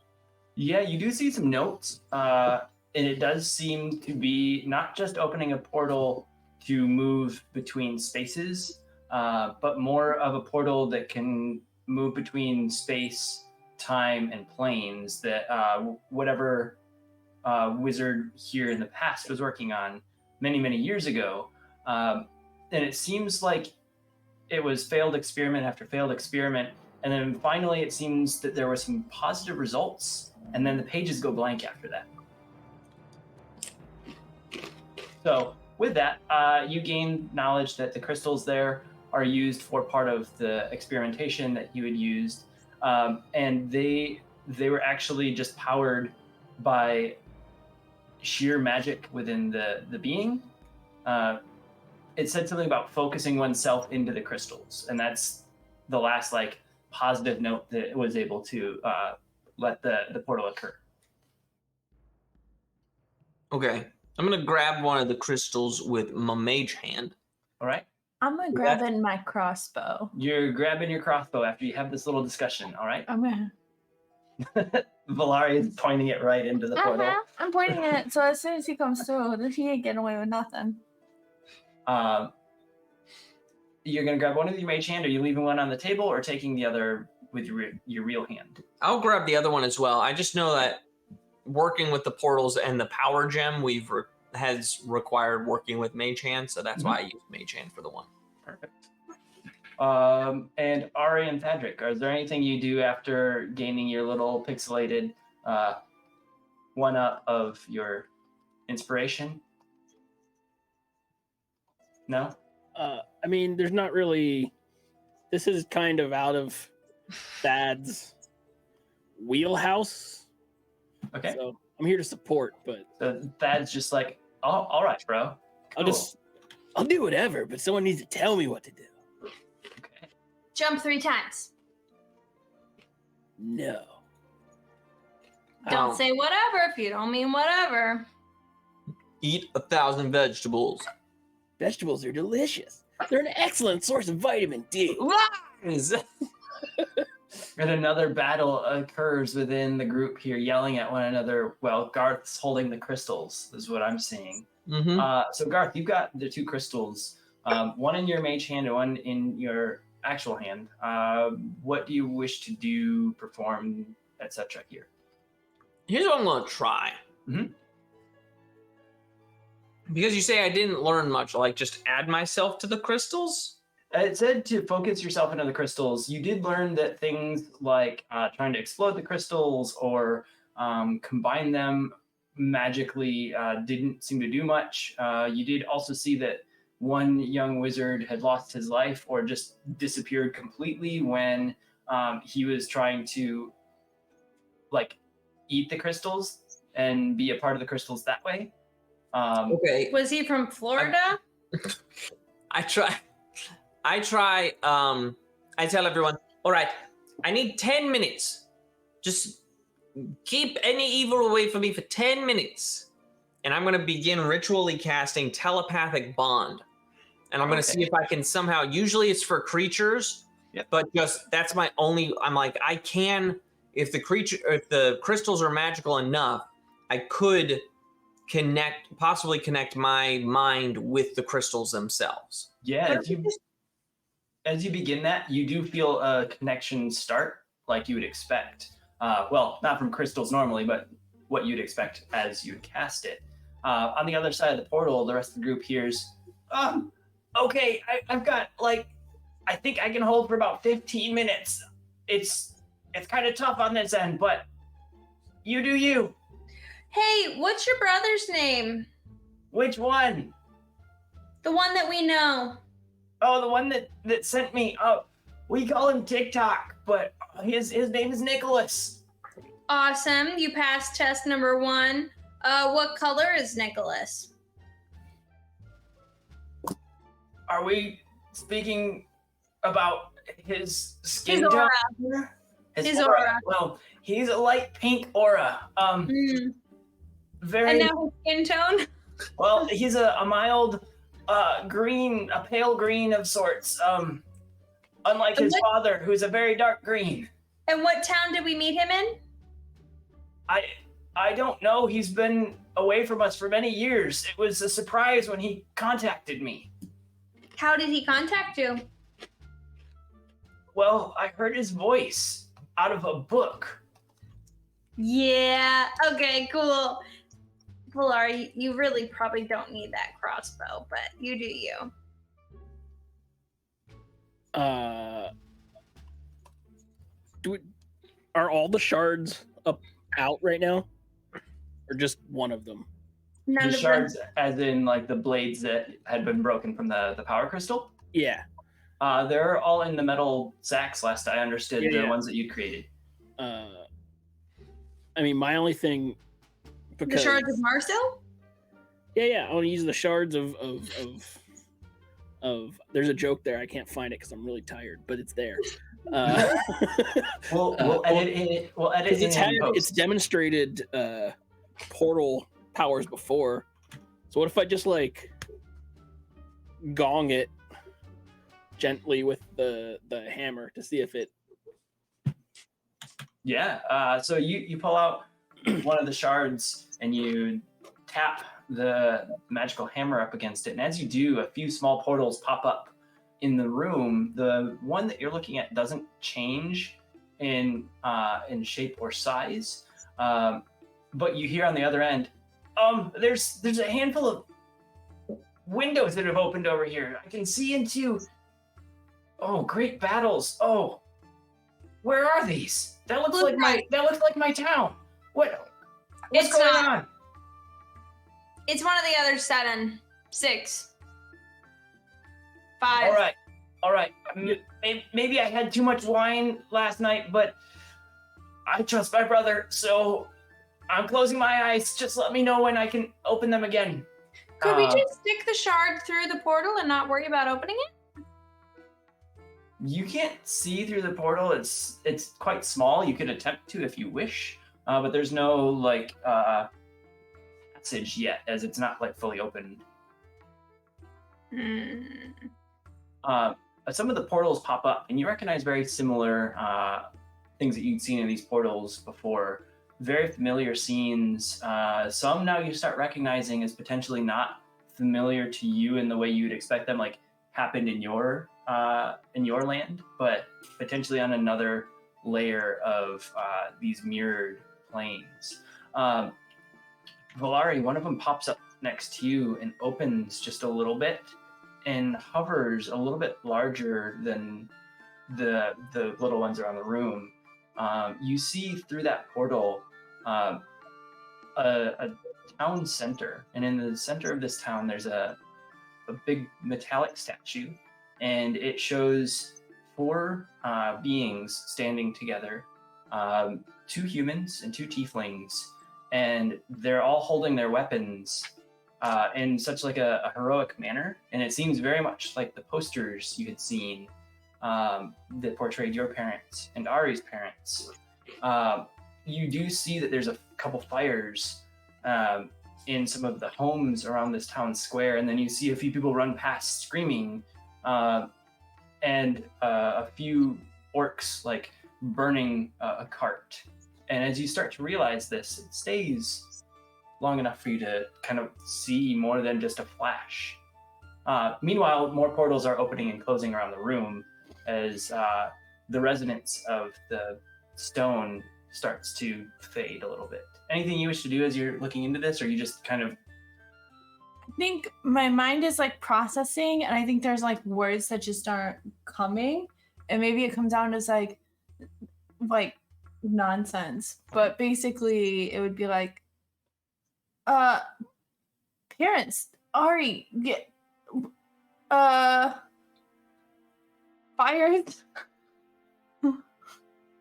Ari, you're able to get a quick glimpse, and you recognize the figures as well. And as the resonance of the stone begins to fade, the portal closes slowly, unlike the others popping out of existence. Do I see my mom and dad? The metallic figures look very much like your parents in the poster. They're made of metal? That's what You metallic robot. is made of. So the figures you saw are a big statue in the center of town. Oh.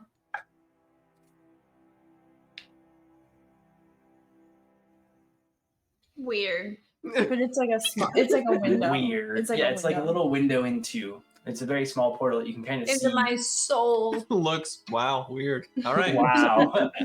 Weird. Not going there on my vacation.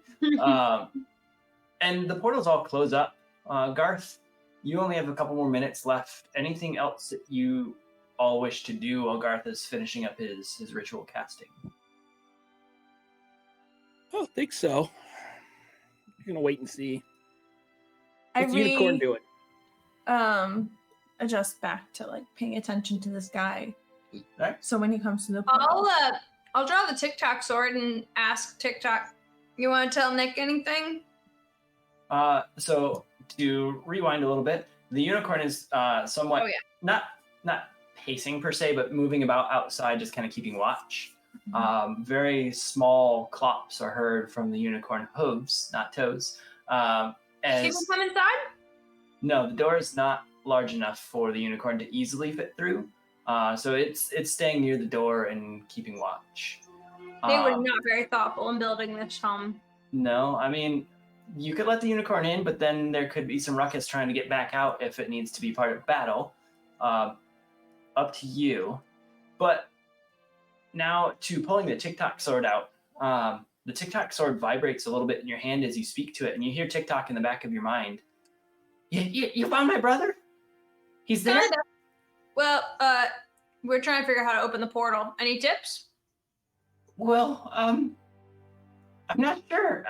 I just got to use the book to communicate with him. I'm not a magician of any sorts, so I mean the best I can do is a card trick, if that'll help. Okay.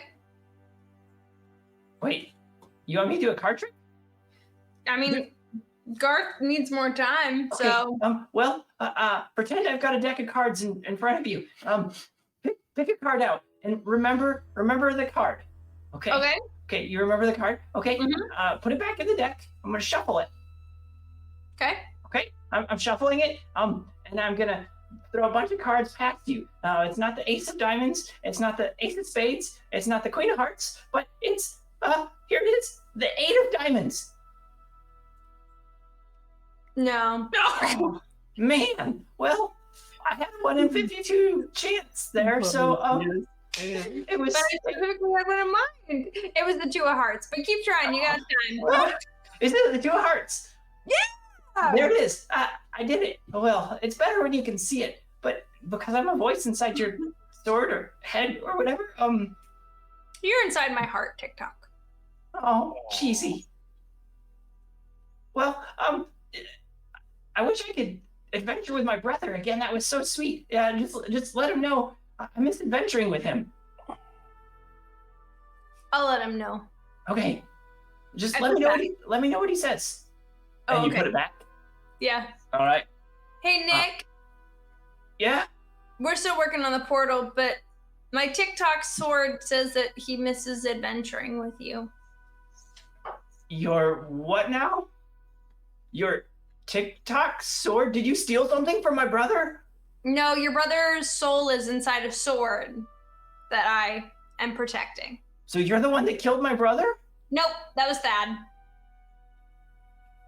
Well, I mean, that's not even That's not true at technically all. true. He wasn't actually TikTok at that point. And also, fuck that guy. Yeah. Well, wait, what? What? There goes So- our PG rating. What happened? We get one. We get one. That's PG-13. What? So you're saying Thadric killed my brother, but you didn't kill him, but you did.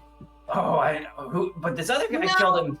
No. An evil sorcerer took over his body and killed him. Thad just set his body free from the evil sorcerer. I was in a tube. I don't even remember what happened. Maybe I was paper. Who knows?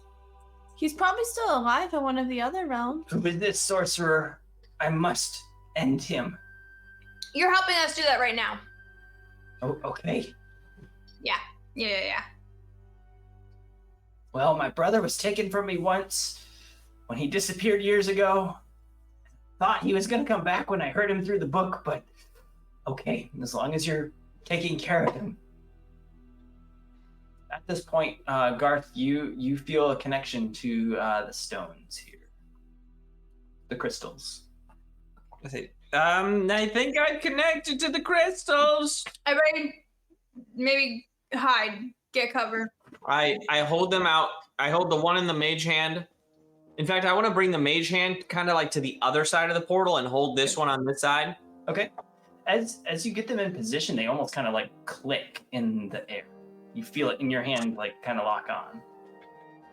Well, that's good. And I want to like, as I'm like telepathically bonded to this, I want to almost command it to open this portal wider. Yeah. As you do that, you feel a vibration in your hand, almost as if like something is moving. Gears out of sight are moving, and you're just getting the repercussion of the movement. And you see the mage hand wobbling a little bit, but as you do, this portal begins to open slowly. It gets to about dinner plate size, and then closer to like a serving platter, and it hovers, and you can see a goblin face kind of like poke through just a little bit. Very much similar to TikTok, very similar face shape, and similar nick in the ear, a little bit older. A nick in the ear. a little bit older, has a little bit more hair on top of his head, very same like quirky grin. So I'm supposed to Give him the shard. Give him the shard. as you see through this portal, it's a bright day, seemingly like this portal is open in a barn. This little goblin is standing there on the other side in full armor, and you can see what seems to be a couple other goblins like casting with stones in their hands, holding this portal open on their end. And Nick's hand comes through and offers acceptance of whatever you were going to give him. who's handing the shard off, or is there a handing of the shard at this point? Well, there's one on Astro still, right? Yeah, I think he there has is. 2, right? No, one of them was No, stolen. because Oh, one was stolen. by Rumiel. By the person who we Stolen. should have given one to in the first place. Says the person who grilled the person that we knew was coming. Yeah, I think we get rid of Astros first, because Yeah. All right. So I'm assuming Thadric hops down, Valari hops down. They're trying to figure out which satchel has the stone on Astro, and Astro's there, kind of like wiggling, trying to understand what's going on, as he's still a young pup, as pups do, trying to understand things about the world. And Thadric, you're able to get your hand on the shard in the bag and pull it out. is the mage hand still going? The mage hand is still going at this point. Garth, you feel a little bit of a clamor, as if the gears are about ready to slowly turn back, and the portal might get smaller in the next couple minutes. We need to move quickly.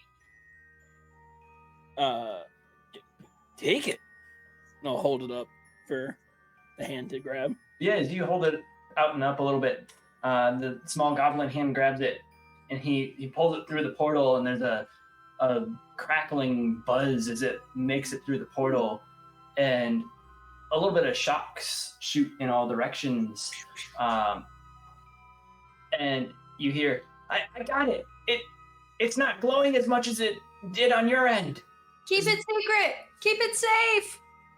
Okay, is there anything else I need? Can you send a message to my brother? Yes. We miss him. If he can find a way home, I'm here to help. We've been looking for a way to get him back after he disappeared 7 years ago. Here. I take the sword and I hand him the hilt. What sword is this? What? It's TikTok. Take care of him. What? And the sword gets pulled through, and the portal closes up a bit further. I hear my brother. He loves you very much. I missed you. And the portal closes. But as the portal's closing, you hear, Ari hears in the back of her mind as the sword leaves her hand. Thank you. Bye-bye. Many wishes upon you. And then the portal closes. I mean, we should have told him a password if we need that thing back.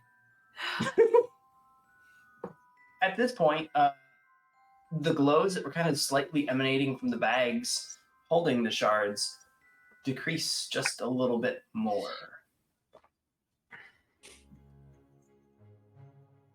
All right. I mean, That's 1. Now 2.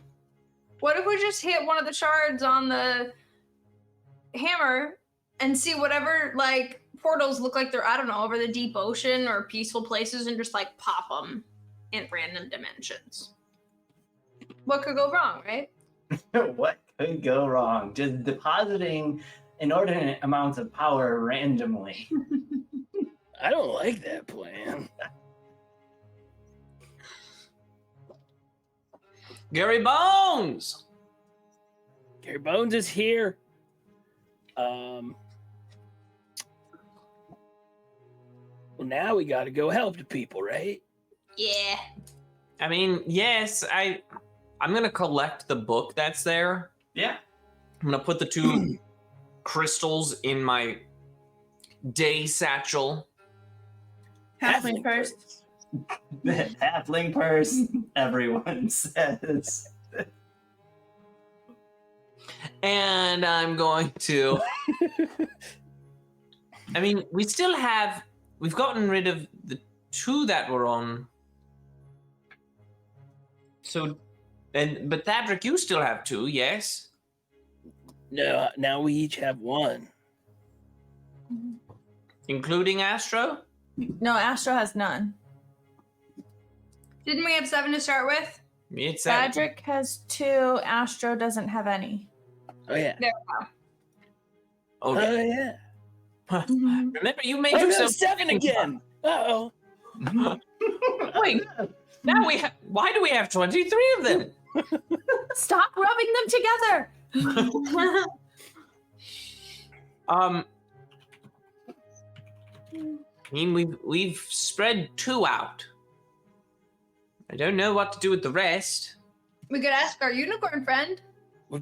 Don't we need to use one of them to rebuild the Trepio Society? Yes, we do need to use one to That was rebuild the whole. Was kind of the whole reason we're here. When we came, though, the town wasn't in pieces and falling apart. I feel like us coming has destroyed it more than helping. And then we're anything. probably gonna need at least one to send you guys home, right? Oh, Because I don't know how to make portals elsewise. Oh yes, We made them with a fork and a spoon once. that's true. I have a couple pieces of random silverware that could help. You guys got some weird stuff. Yep, It was TikTok. I miss him already. Oh, the crazy little thief. Did he ever steal, or did he just find things? Let's talk about this for an hour. I think that was rather ambiguous. I mean, I'm gonna go help a dude. I'm gonna go Alright. check on our unicorn friend. As you step outside, the unicorn is standing facing away from the door, flicks its tail almost to like stop you from walking too far, and lets out a little whinny neigh, very quiet. This time, Garth hears a voice in the back of his head. There's trouble. Right here? Evil approaches. They found the portal. You must be ready. Okay. 6 flaming balls of molten earth form up around my head and start to swirl around. Ready. The rest of you see this and didn't hear the warning as it was telepathically celestial speaked into the back of Garth's head. What is it that you do when Garth says ready and has these molten pieces of earth floating around him now? What do you mean ready? The portal just closed. Oh, sorry, evil's coming.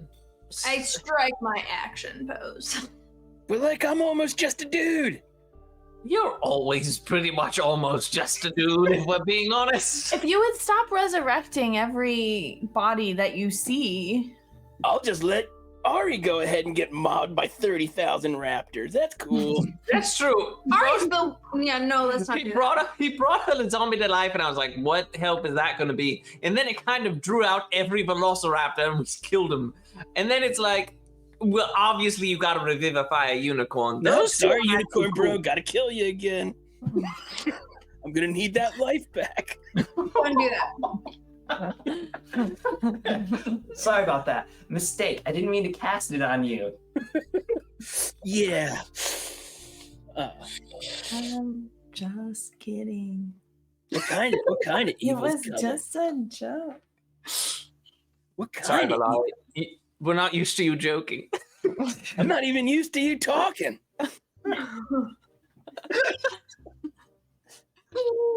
Yeah, so just a bit of evil coming this way. Unicorn, let me know about it. wicked this way comes. Yes, you could say it that way if you wanted to be like a weird person. Hey, Rainbow Trot. Do you know much about this tower? What? That's the name of, don't laugh. There were fish called rainbow trout. Did anyone understand what just the said? Something about rainbow trout, and now there's a pissed off unicorn. Luckily, As- hold up. Technically, I would have been speaking in Celestial, so Ari isn't the one laughing. Lauren's the one laughing. Rainbow trout. But it was in response when they asked what kind of evil, and you said Rainbow Trot said. Did I say that or did I say the unicorn? It's a great name. You're so much cooler than a fish. Look. You pay no attention to her. She's royalty and has had a long day. This mage tower, do you know much of it? Could we possibly use it? Is there any resources inside? We've only just been into the portal. Well, this mage tower looks very much like others I've encountered. I'm not from any of the realms that have these. The Seven Pools watches over the realms, and these are powerful mage towers. Oh, you're like the Eternals. Got it. There was once a mage tower that accidentally opened communication with us, so there's quite a bit of power in each of these. You can do as you wish. I will stand guard if you need.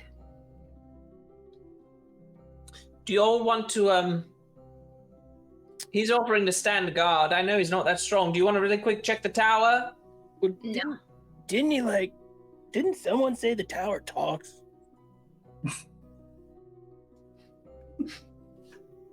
No. You said it screamed mage. I think that's where he's confused. I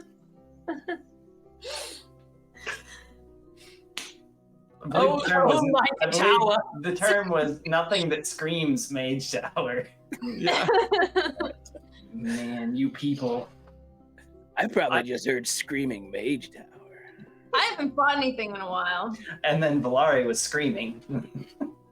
Well, so do we fight the evil in the town? So that we can save the town, so they can rebuild the town? I mean, that's where the people are. I always want to be where the people are. I like watching them spinning around on those unicorn toes.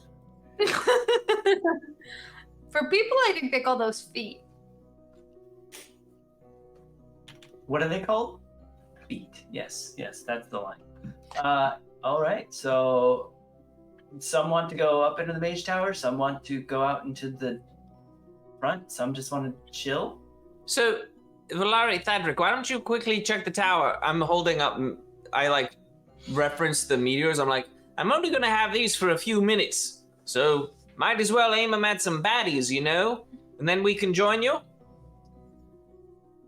Okay. So the tower then? Garth is saying We'll give you split some the time. party. All right. What are you looking for? Well, don't we need to have He said on how to send these things to different areas? This is literally a tower full of magical things. It's a mage tower. Okay. Yeah. So my question is, why are the two unmagic people going into it? Literally, both of you know magic. I know. I was like, what are you talking about? My I know magic, you're always. always. Cedric, did you fall and hit your head? my magic isn't the same as your magic. My magic isn't the same as either of y'all's magic. I don't got magic. I just And the bad guys arrived. We have I just open the door and storm in. Not yet, but because of that little kerfuffle, Valari, can you roll on your wild magic table? I'm gonna let you have this one, and I'm not gonna control any of it. It's going what it's going with. If you guys are on our Discord, there is a section where we share stuff from the show. There is a Wild Magic Revisited that I helped contribute to. It has the table that I'm rolling off of and some other rules that adjust how we play. Valari, you now hear a very faint ethereal music coming from various areas around you. As you're in the Mage Tower, you can't be quite sure if it's from the tower itself or if it's something dealing with your wild magic. Or if it's just Garth having fun with you, trying to be a little bit of a butt as he's got all of his powerful attacks ready. So you hear that music, and only you hear that music. But Valari, as you kind of got to peek through the door, the ghosts are still standing out where you had left them, just projected into space. So I'm taking it as Garth and Ari step out next to the unicorn, and Thadric and Valari go look for something. Yeah, it's about what I got too. Okay, we're gonna do a quick peek on the inside before we resolve what goes on the outside. What is it that you two want to look for? There's a spiral staircase that runs up to a couple other levels above. Yeah, I'm gonna assume that Garth kind of wants to over this floor. Yeah. So I think we just move up, right? Okay. Yep. So the general gist of this is it feels kind of like you're in a lighthouse. There's levels every so often. They're about 20 feet between each level, so the ceilings are high. The staircase runs around the outside. It's about 40 feet across. As you get to the second level, there's a bunch of little workstations, a lot of small hand tools, small versions of like hammers and chisels and things. And at each of the workstations, there seems to be some wood on one, some stone on another, and then various gemstones on yet another. It seems to be a space that, Thadric, you might understand a bit as like chakram or jewel making or various like imbued stonework. Your family did a little bit of it, but nothing that you have to worry too much about as far as like metalworking, but it's very ornate design. But it's mostly crafty type versus scholarly, right?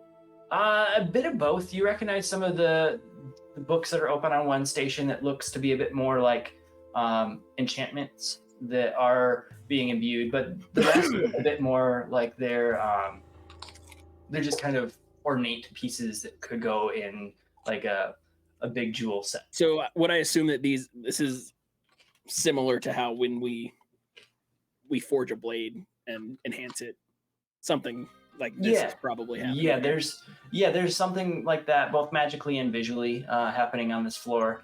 Nothing to you screams like, whoa, this is otherworldly or overly magical.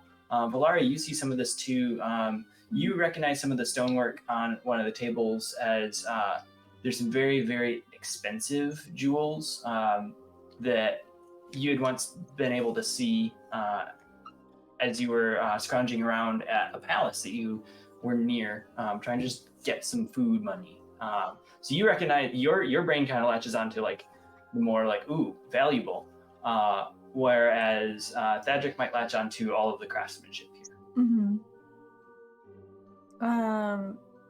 What kind of like jewels are there? Are they set? Are they loose? There's a lot of loose gemstones on each of the tables. A few have very, very high quality like rubies, emeralds, and sapphires. Another table has a bunch of onyx and stuff that is unset and uncarved. If I were to do an Arcana check, would I be able to tell, because knowing this is a wizard tower, would I be able to tell if any of this is like been imbued already? Or you'd be able to understand if you've seen it used with magic or whatnot, but you wouldn't be able to see that something is magical per se, unless you've seen that exact thing before. It's a 19. A 19. You look around on some of the tables. Can you also roll me a history check to see if you recognize anything?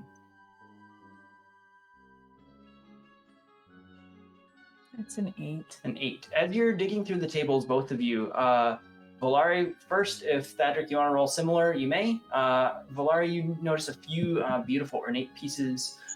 One of the necklaces looks like something you've seen on a healer that was in a city that was casting very powerful healing spells, but it's missing the set stone.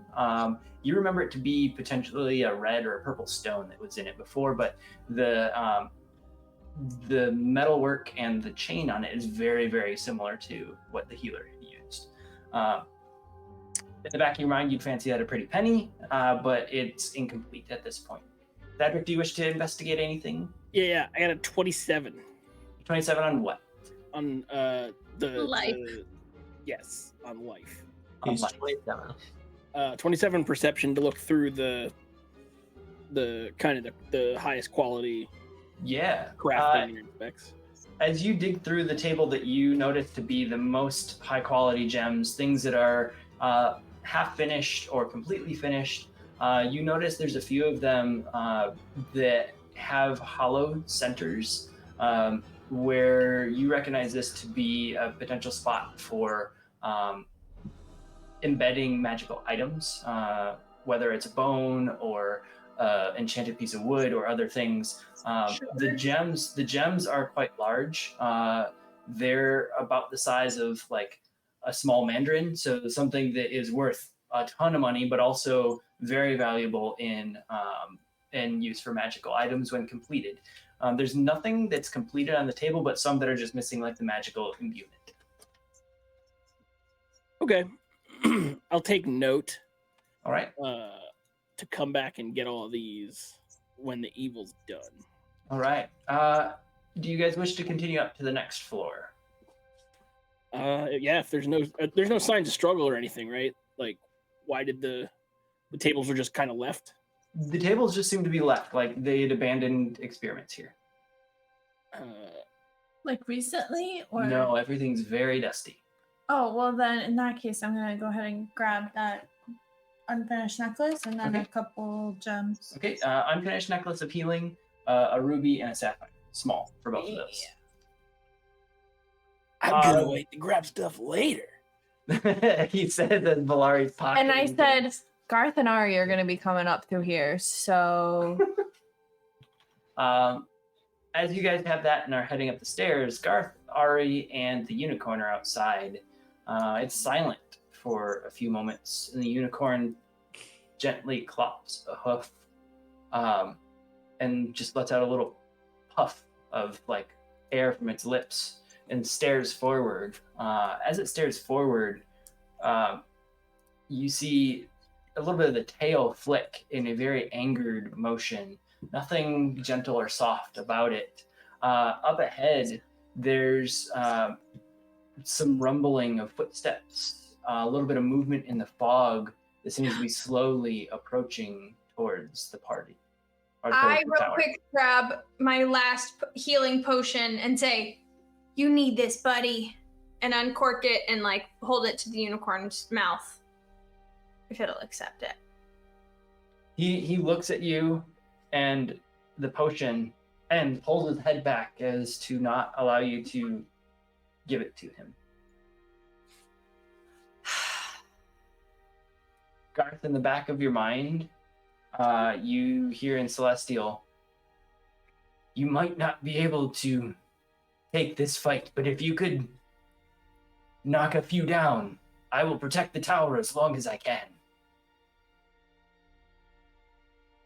All right. He wants us to take as many down as we can. And then he'll protect the tower. He doesn't think that we'll be able to take it. But if you take the potion, you could last longer. The only thing we can do is I can take you and your friend here to a safe space, but the others must survive on their own for some time in the tower. I can keep you both alive for now, if you wish. No. Let's wreck some evil. Okay. And he steps forward, and he shakes a little bit, and you see a very rainbow-esque ripple down his body. The cuts on his side dissipate just a little bit and turn almost to a scarring. You can tell that he seems to be healing himself a little bit, and also leaves a shimmer across his body that ripples every so often. Garth, in the time that you have seen unicorns, you know that when you see this happening, the unicorn's kind of giving its big oomph, its last hurrah, essentially, and is ready to put on the biggest fight of its life. And you also know that they're a bit harder to take on when they are rippling and shimmering it like this. You'd attribute it to potentially a shield or a barrier of sorts. The unicorn has protection, Ari. It might not end the way we want, but it's going to be a good fight. As the mass kind of moves forward out of the fog, you notice what seems to be a few townspeople walking forward with a little bit of a limp, and then a few creatures and other beings walking alongside them that you wouldn't expect. A couple raptors, one missing its head, is just kind of walking forward. And it seems that there's an army of undead approaching the tower at this point. Patrick. I call from the upper window. I didn't do it. As you call from the upper window, Thadric, you notice this mass of undead walking towards you. Valari, there is a window that you can kind of peek through as well, hearing some voices and hearing a bit yelling back and forth on the second floor before you go up to the third. Do you wish to peek out, or do you want to keep going? Yeah, I'll look out. As you look out and you see this mass, they seem to almost walk through the ghosts that had been there in your vision. The ghosts kind of flicker and shimmer, but they reappear between the masses. In the back of your head, you hear that neigh and whinny a bit stronger from your unicorn. And it seems to be getting closer and closer and kind of calling out to you. You hear it time and time again as you look out, but you look down and notice that the unicorn down there isn't making any motion. I mean, if I see these shambling beings heading our way, this clear danger and enemy, I'm gonna start fighting. Yeah, they're in the mist. The mist is clearing up just a tiny bit at this point, so you can kind of see about 40 feet out, but you think they're about 60 feet out based on their figures in the mist. From those of you in the tower, with the angle, it's about 65 feet or so. You're kind of almost above the rest of the party. It's sad. They might need our help. I don't even know what we're doing. I've been lost for like 3 days. There's like an army of dead people. Martin. Yeah, no, I get that. Why are we in this tower? Why are we in this tower? Are we looking for something specific? I don't know, but do you want to? We can go down the stairs, or I can. No, I'm gonna. I mean, we're in here for a reason, so I'm gonna look at least one more floor, see what we find. Maybe find like, I don't know, an undead gun weapon. An undead gun. A re-dead gun. Kill We'll go or quick. something. How many floors is this? You would guess it's probably about 4 floors tall because the floors are quite tall. Yeah, So we're one on more. at least one. Yeah, we're almost at the top. We're halfway. Yeah, you're about halfway. You have maybe 2 above you. Then we And might I'm- as well finish. Yeah. Okay. And I'm more effective against the undead at closer. So We might as well finish while our friends get trampled by the undead. Whatever. All right. So as you two are hustling back in and going up the stairs, Garth, what is your range? And Ari, do you have anything other than your magic missile that you want to use at this point, if you care to use it? Oh wait, you know what I can do? Oh, we're at Uh,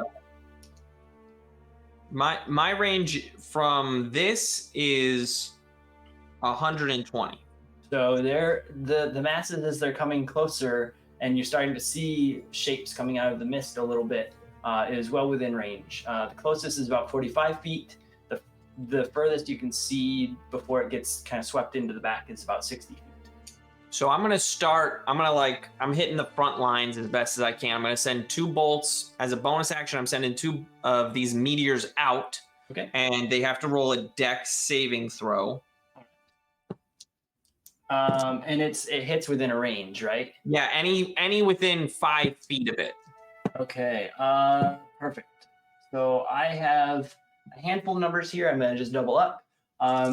You're able to directly hit about 15 with the 2, and then indirectly hit an additional 4. Great. So could have been better, but it'll be 13 is the full damage. Okay. And then half take half of that for any of those that I indirectly hit. And then I'm also really quick, because that was a bonus action, I'm just going to fire a firebolt. Yep. If I see any still standing after the explosions. Closest one. Yeah, you do see a couple more that are in the front lines that are still walking forward. A few missing limbs at this point now. So I'll just fire the closest one. 14 to hit. Okay. That'll do it. Yep, that'll hit. Great. Then that'll be 2d10 on that guy. So 20 points of damage. That shambling corpse just explodes as you hit it. There's a bunch of bodies kind of laying on the front lines. You see a few of the shambling creatures behind tripping over them and falling. So you've really disrupted the front line at this point. Valari, you were going to do something to aid them? Yeah, if I'm allowed to from the window. You said how far are we?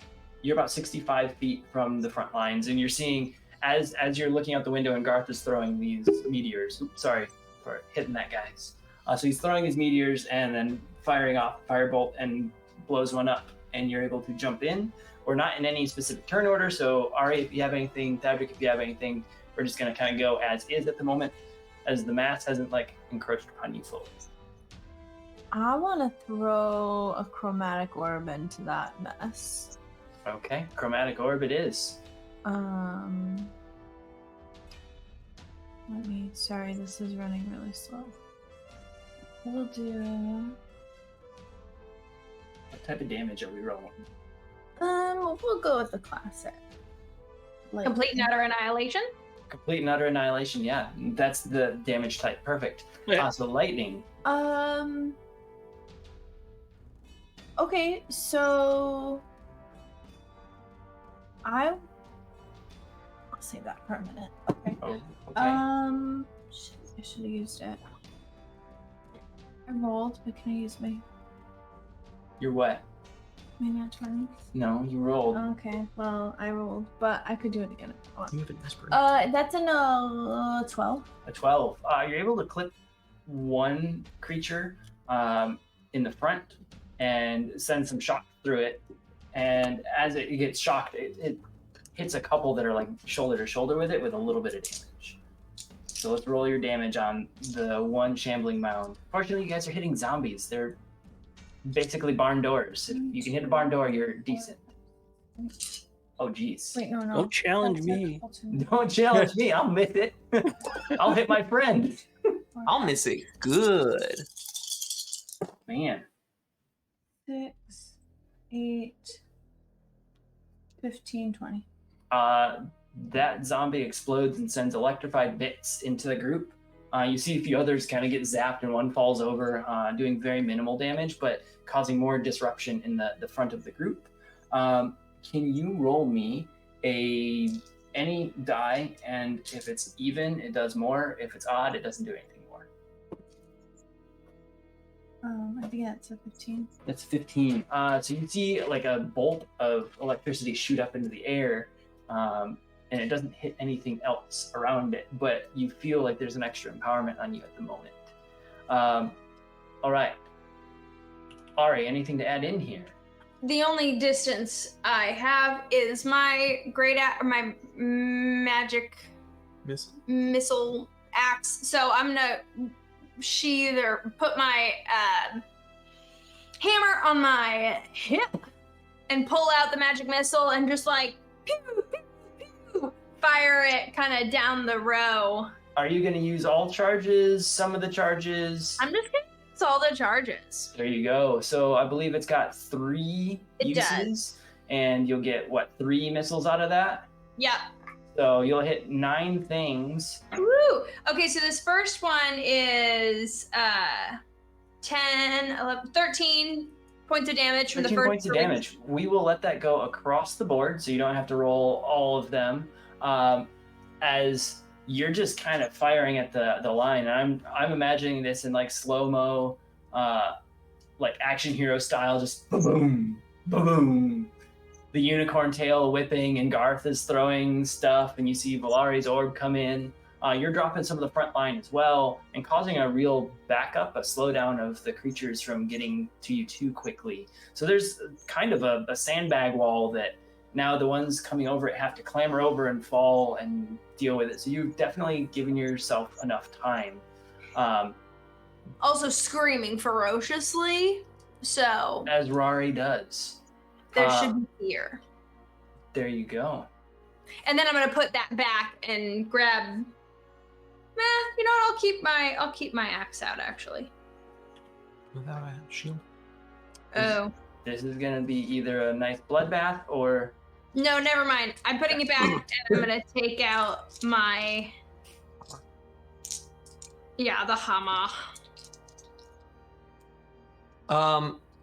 Do we want me to resolve, like, because I know we're kind of open format, do we want me to resolve the rest of my minute meteors? yeah. If you wanna resolve a bunch of meteors to see how big of a blockade you can make, seeing that this is really slowing them down, we can resolve it, and it may give you time to either go in or set up a battle, however you need. So Yeah, I think Garth's thinking is the unicorn, we're gonna buy him some time. He's prepped for a big final battle, and if we can get up into the tower and like find answers quickly enough, we could get back down to help him. So cool.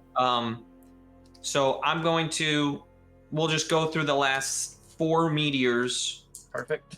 It involves, again, dexterity saving throws. All right.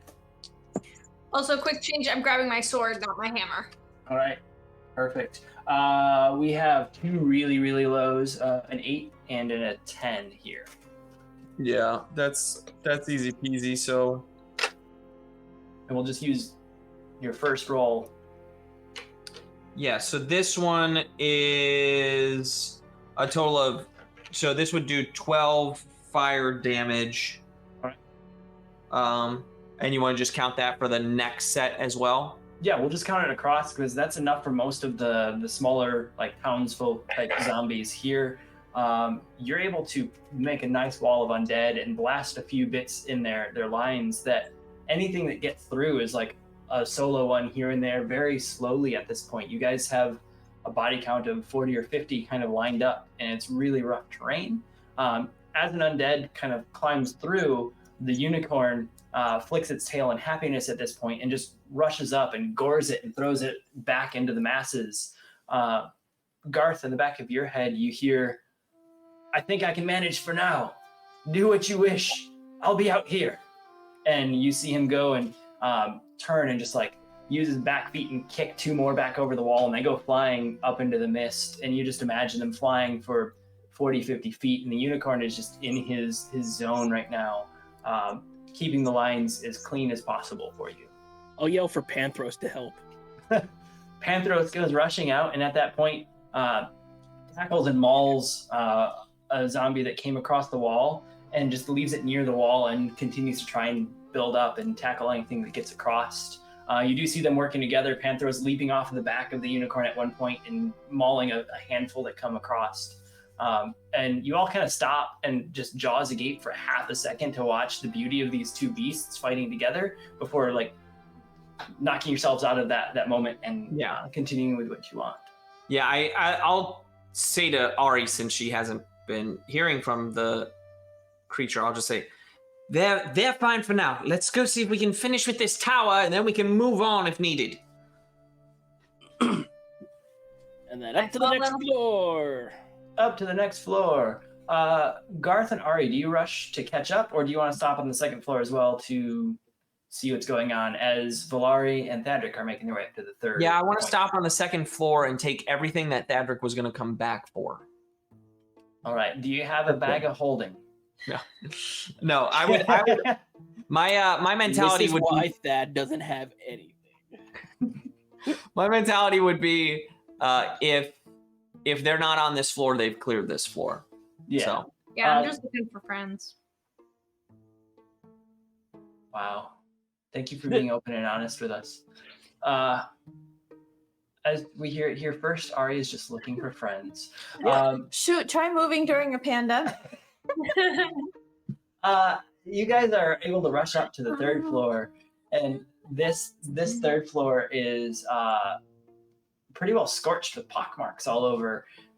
Nothing that seems to have like blasted through in a battle. Garth, you recognize some of the pockmarks as potentially someone learning magic missile for the first time, and it's just gone awry. And then a few other spells, but it's very minuscule damage. It's just burns and scorches. The room is quite bare. In the center of it, there's a small box that has some really worn light magical items, things that you would use for some low-level spells, and it seems to be kind of a training zone here, but a very open floor nonetheless. Okay. For the magical items, do I recognize any as one that might be quickly helpful for someone like Ari who doesn't have, like, is there a ring of firebolt or something like that Ari could use just to get a little bit of magical help or distance? Yeah, let's have you dig through the box and just give me one Arcana check to see if you can recognize anything. I've got a good Arcana. I believe it's going to be a 14. 14. You're digging through and you find a few rings and things, but you're not quite sure if they've got much power to them. But you do find one small cylindrical object. It's a tube you can see right through.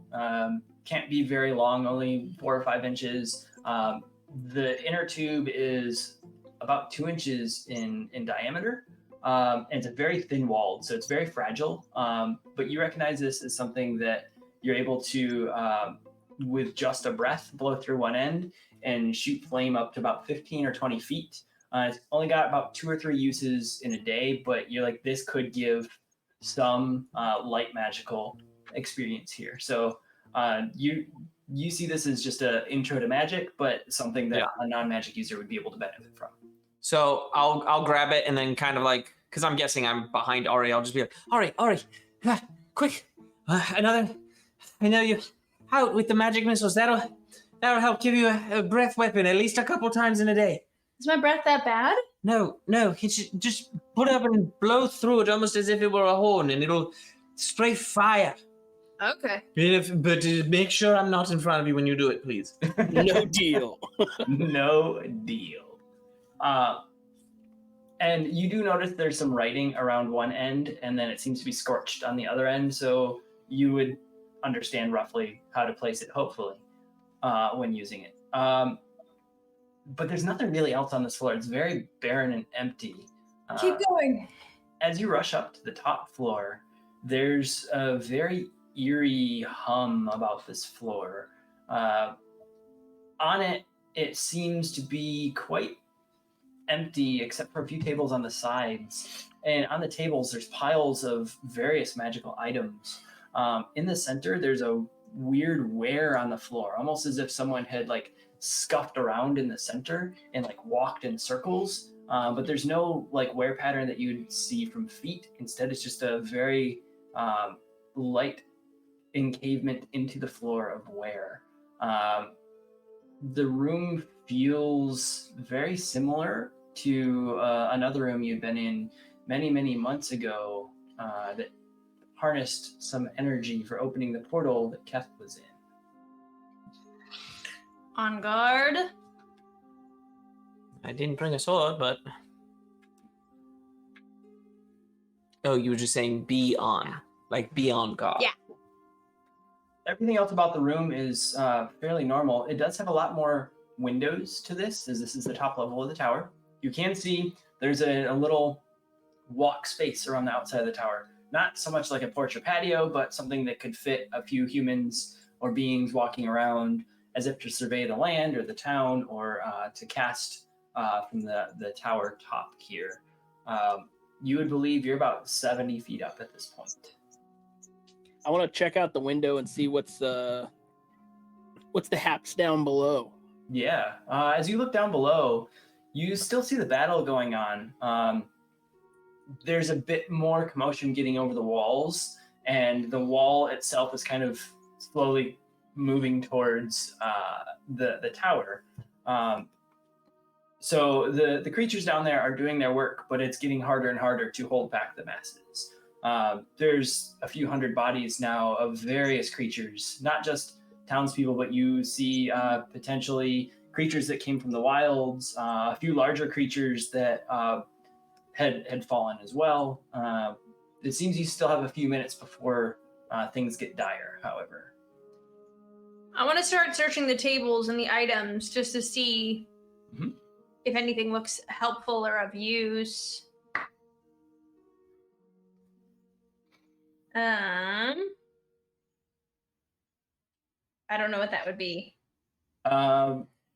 Arcana would be if you want to know if it's magical. History would be if you can remember if you've seen someone use it magically. Valari, I need you to roll on your wild magic table. As you get up here, you've got this strange pull at the back of your head. That's going to be a 7 for me either way. A 7 for you either way. As you're digging through, things kind of look familiar, but you're not sure. You see a few small items that you can't quite understand. There's runes and various arcane script on a few of them. Some are bent, some are in one piece. Some look like they might be missing a topper, a gem, a jewel, a pearl, or something. But you can't quite make sense if any of these is just ornate or if they're magical. Valari, with that, Valari, you feel a flame emanate up through you at this point. With a 91, you feel like you're almost on fire here. And you're near like the central part of the room, unless you just like stuck to the shadows. Are they by the window? Is there anyone by the window? Patrick has looked at the windows. Ari is off looking through one of the tables. Garth hasn't given me much of a direction. I'm assuming he's looking at another table or something like that. Probably. I'm looking for answers. So does it feel like I imagine I would be able to tell the difference between me catching on fire and me casting fire?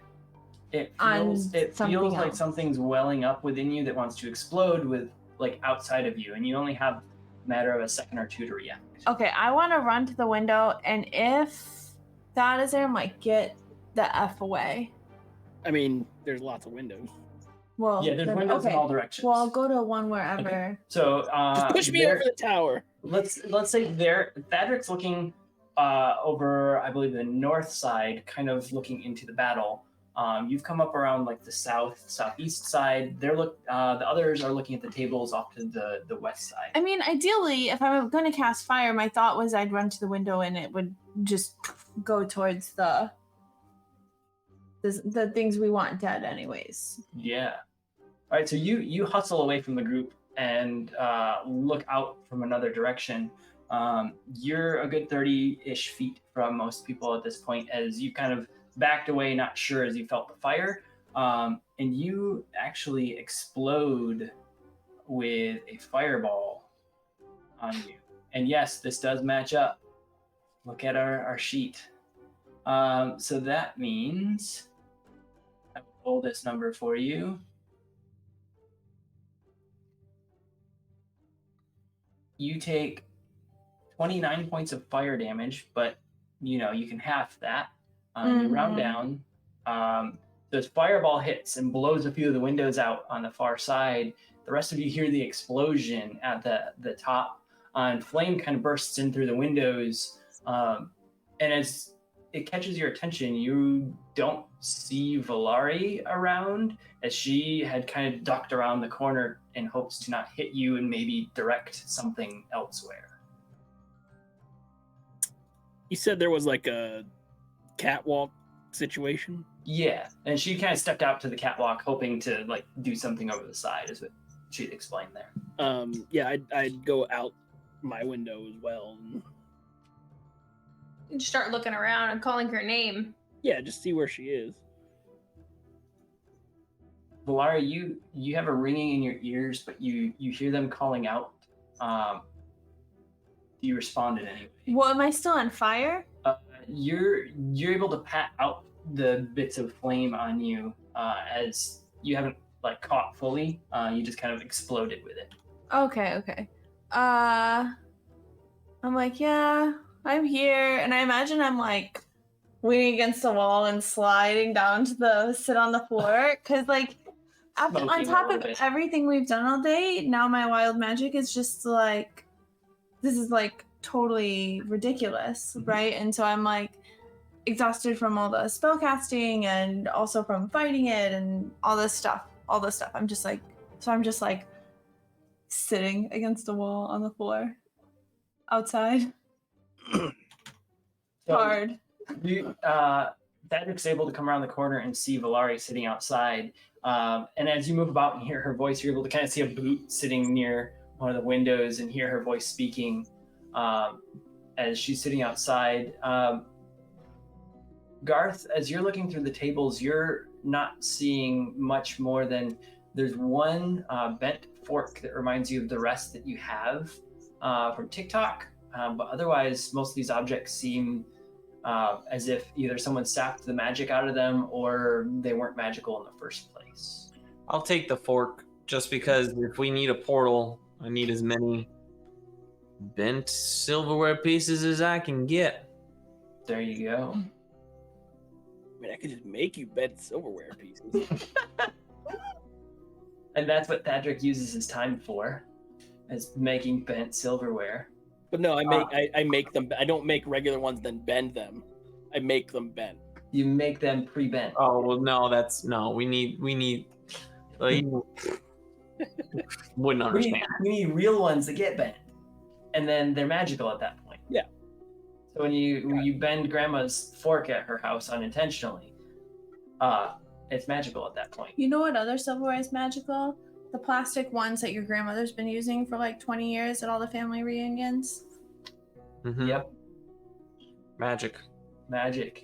So Valari is smoking a little bit and taking a little bit of a breather, sitting outside on this walkway. You hear the battle still happening below. Valari, as you call out and say that you're fine and just kind of slide to the floor, you hear yet again your unicorn, but you almost hear it as if it's like breathing in your ear at this point.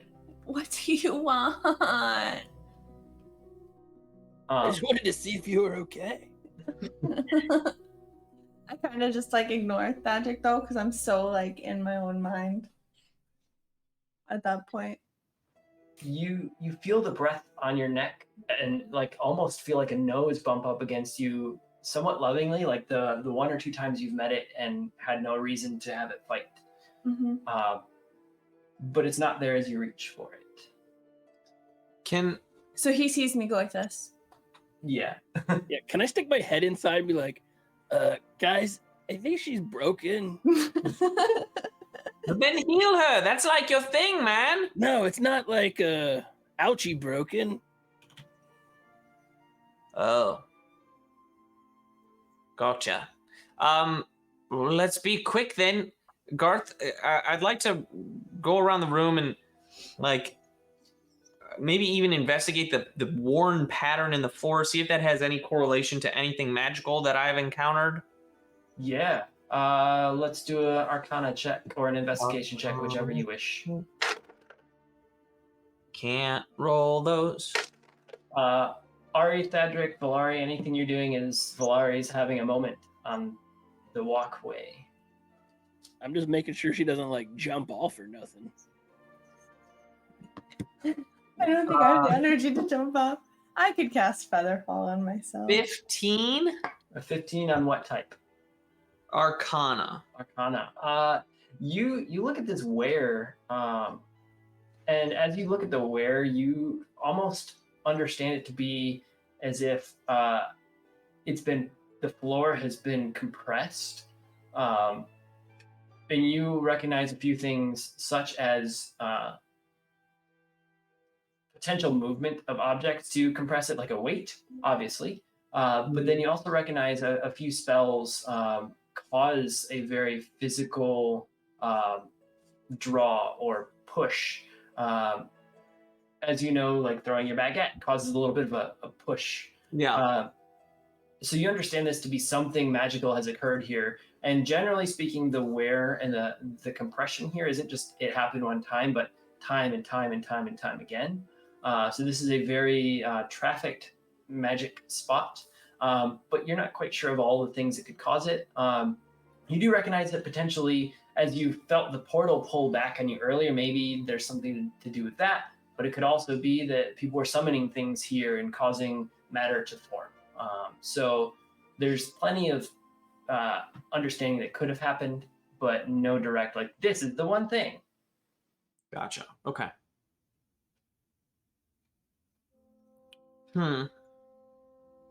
Something consistent about this area. I think certain spells were cast on a regular basis. I don't...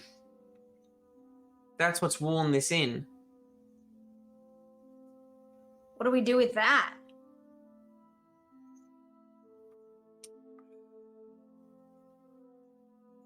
I don't know. I'm just frantically searching. I don't know magic. I just want to. I don't even know what we're looking for. Valari, as you're sitting there, Astro comes up and leans up against you, and then he kind of noses your metal bag that holds the shard, and he looks up with his puppy dog eyes at you, and lets out a little whimper. He holds up the bag that doesn't. He noses the bag on your side that has the metal shard, or the metal bag that has the shard in it. He whimpers a little bit as he noses it. What? He knows something. You're welcome. I'll get him. I'm like, what? I don't. He grabs the bag and like kind of pulls at you in the bag to get back inside. And there's a flutter of a few wings in the mist up above. Oh. Do I recognize the wings? No, but it sounds large. Could be a bird, could be a dragon. You're not quite sure. It's out of sight. You just hear it. You kind of see twirls in the mist. Okay. Above. I go inside and I go, guys, there's something big flying over the tower. Like, possibly a dragon. Oh! I'll come inside too. You'll come inside too. I mean, I don't know. I mean, we're trying to... I'll pull out my shard. I'm like, we're trying to get rid of these, right? Some of them need to be used to restore this town, at least one. But the rest need to go. Well, hold on. Is the town and the Tripio people, that's two? Or are they one and the same? Isn't this the place with the tree with the Yes, construct? I wasn't sure if there were like two places. It's this place. I know, it's gotten to be a lot. Everybody wants a piece of stone, and it's a mess. And didn't we kill some elves that wanted it? Yeah. We didn't kill the elves. We didn't. Something else killed them. I think we killed the thing that killed the elves. Oh yeah, the Hydra. They pass his Hydra armor. Magic Garth, people do something. Garth, can I get a dexterity check from you? You could. Do you want me to roll it? Yeah.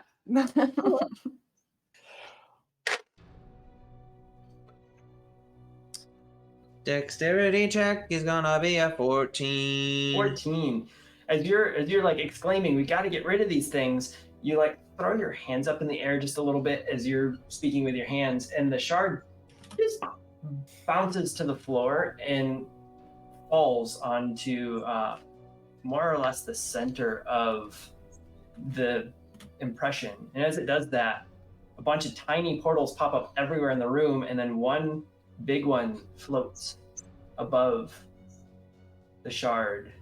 Through it, Valari and Ari recognize a scene they had seen earlier. The same town with a city center, the large metallic construct that seems to be in honor of these four beings, two humans and two tieflings, sits in the city center with a fountain around it. There's fires happening in a few of the homes around the city center. A young tiefling girl runs past, and she's carrying a small bag that's dropping a couple old socks and clothing pieces out of it. And she tucks into a corner, huffing and puffing as some armed soldiers go running past. Valari, you recognize some of the garb to be similar to some of the street urchins that you had known. Not specifically that you know this girl, but you recognize her plight potentially as there's stuff happening in the city and she's just trying to keep out of the way. All of you notice this, and it's a matter of only a couple seconds that you see this happening here.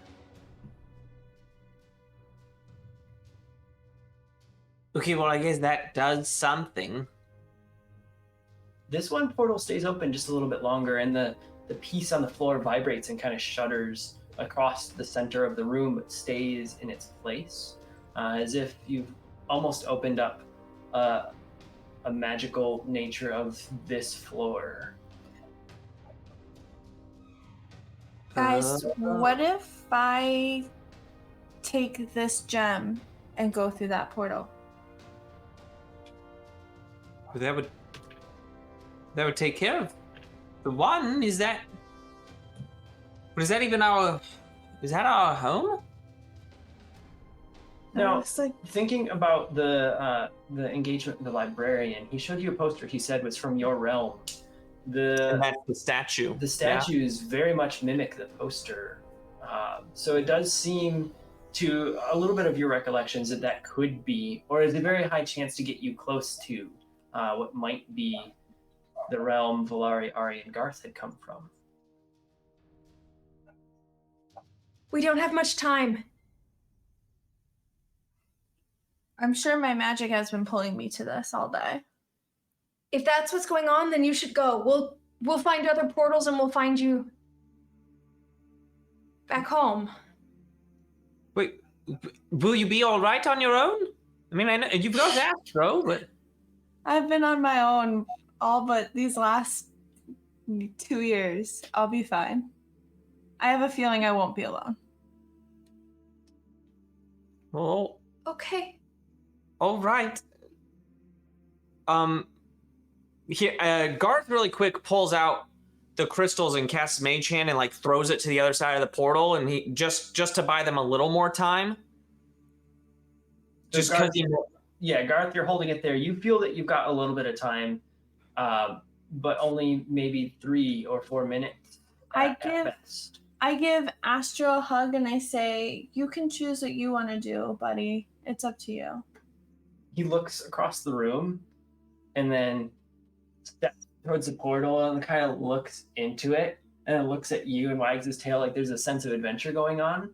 And then he puts his head down and quickly like runs up and nudges Garth and then Ari and then does like a little dance and trot with his metal leg in front of Thadric and teleports up to Thadric, right onto Thadric's chest and gives him a bunch of kisses and then drops down to the floor and then sits down like in front of the portal, recognizing that this party was sort of his family as well. Miss you, buddy. Ari's gonna run up and give Valari a big hug, whether she responds or not. I'm kind of like, I'm like waiting for the explosion. Fireball number 2. Here we go. She's gonna say, I didn't expect so many goodbyes today, but we'll look for you on the other side. I feel like we had a joke about a sneeze, but I can't quite remember it now. Sneeze breeze. Yes. Yes. Well, I think I gotta go so Garth doesn't have to work so hard. Oh, come on. I'm a powerful wizard. We've got hours. Sweat starts to form across his brow. There's a vein popping out on his temple. I'm like, okay, guys, well, don't die. And then I You too. grab Astro and go through the portal, I guess. Yeah, as you grab Astro and go through the portal, Garth, you feel a pull that the portal is just ready to close up.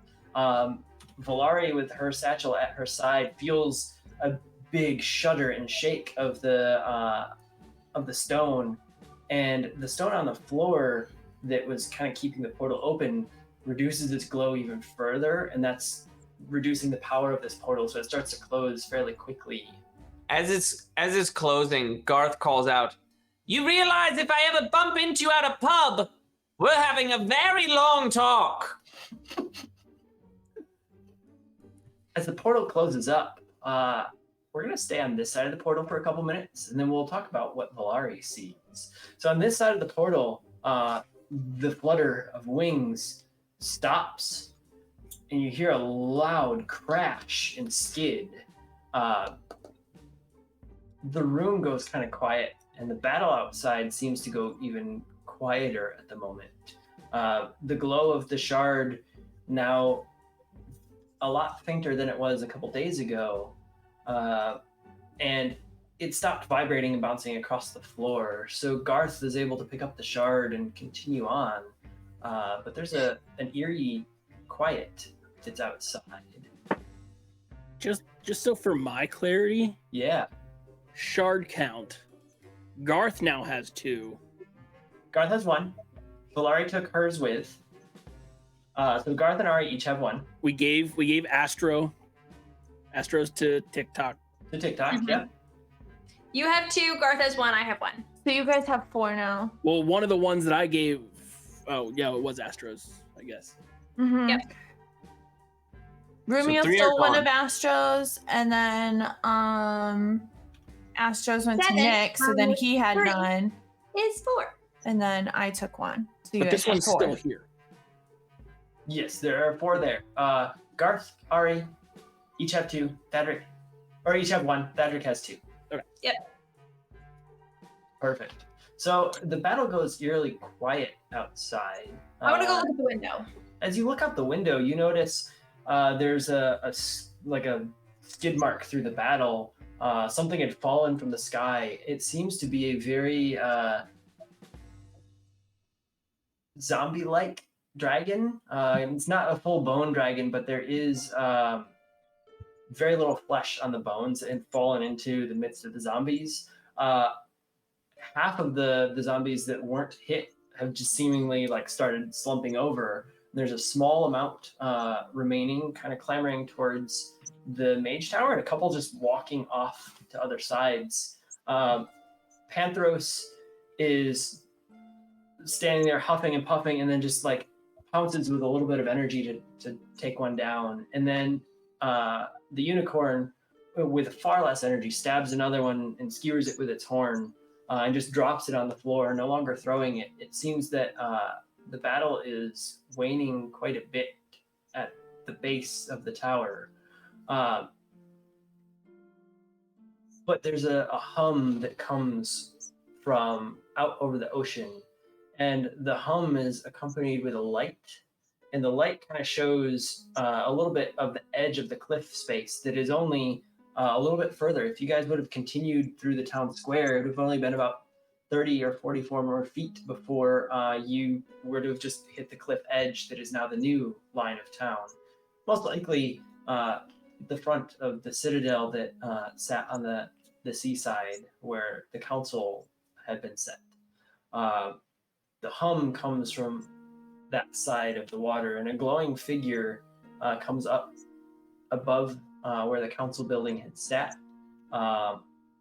It's glowing brightly, and you can't quite tell anything more than it seems to be of human size and floating slowly up from the sea. With that, we're going to leave this party here, and we're going to go on to Valari's side for just a moment. As Valari steps through the portal and sees the fires around her and smells the smoke, reality sets in as to what she'd stepped into. There's a battle kind of raging throughout the town. There seems to be a rogue party of orcs hustling through town, wearing the black armor with the white stripes across it, very dented and not taken care of as well, as it seems like it might have been remnants of Keth's army here, still kind of raging through cities and just rampaging as much as they could. There's about 15 or so in the city center rushing your way, a few trying to barge into some of the homes. Astro stands tall at your side and lets out a bark and looks up at you for the next step. And you feel a little bit of breath over your left shoulder and kind of hear a hoof clop. But when you look, you don't see anything at that point. It's almost as if something's beckoning to you. Valari's new imaginary friend. Do I have any like sense of direction from that, or? It almost seems as if the unicorn is reaching out to you with your wild magic surging. It seems that there's a bridge here for just a brief moment for you to like reach out to it. And I go, okay, what now?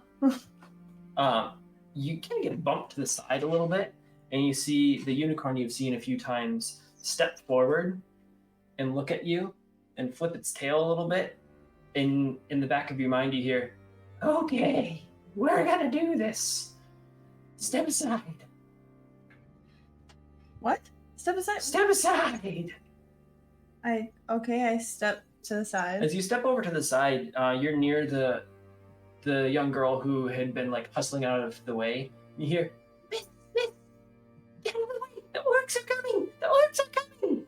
And you hear, "Oh my!" And she sees your unicorn standing there. And as she sees your unicorn, you hear,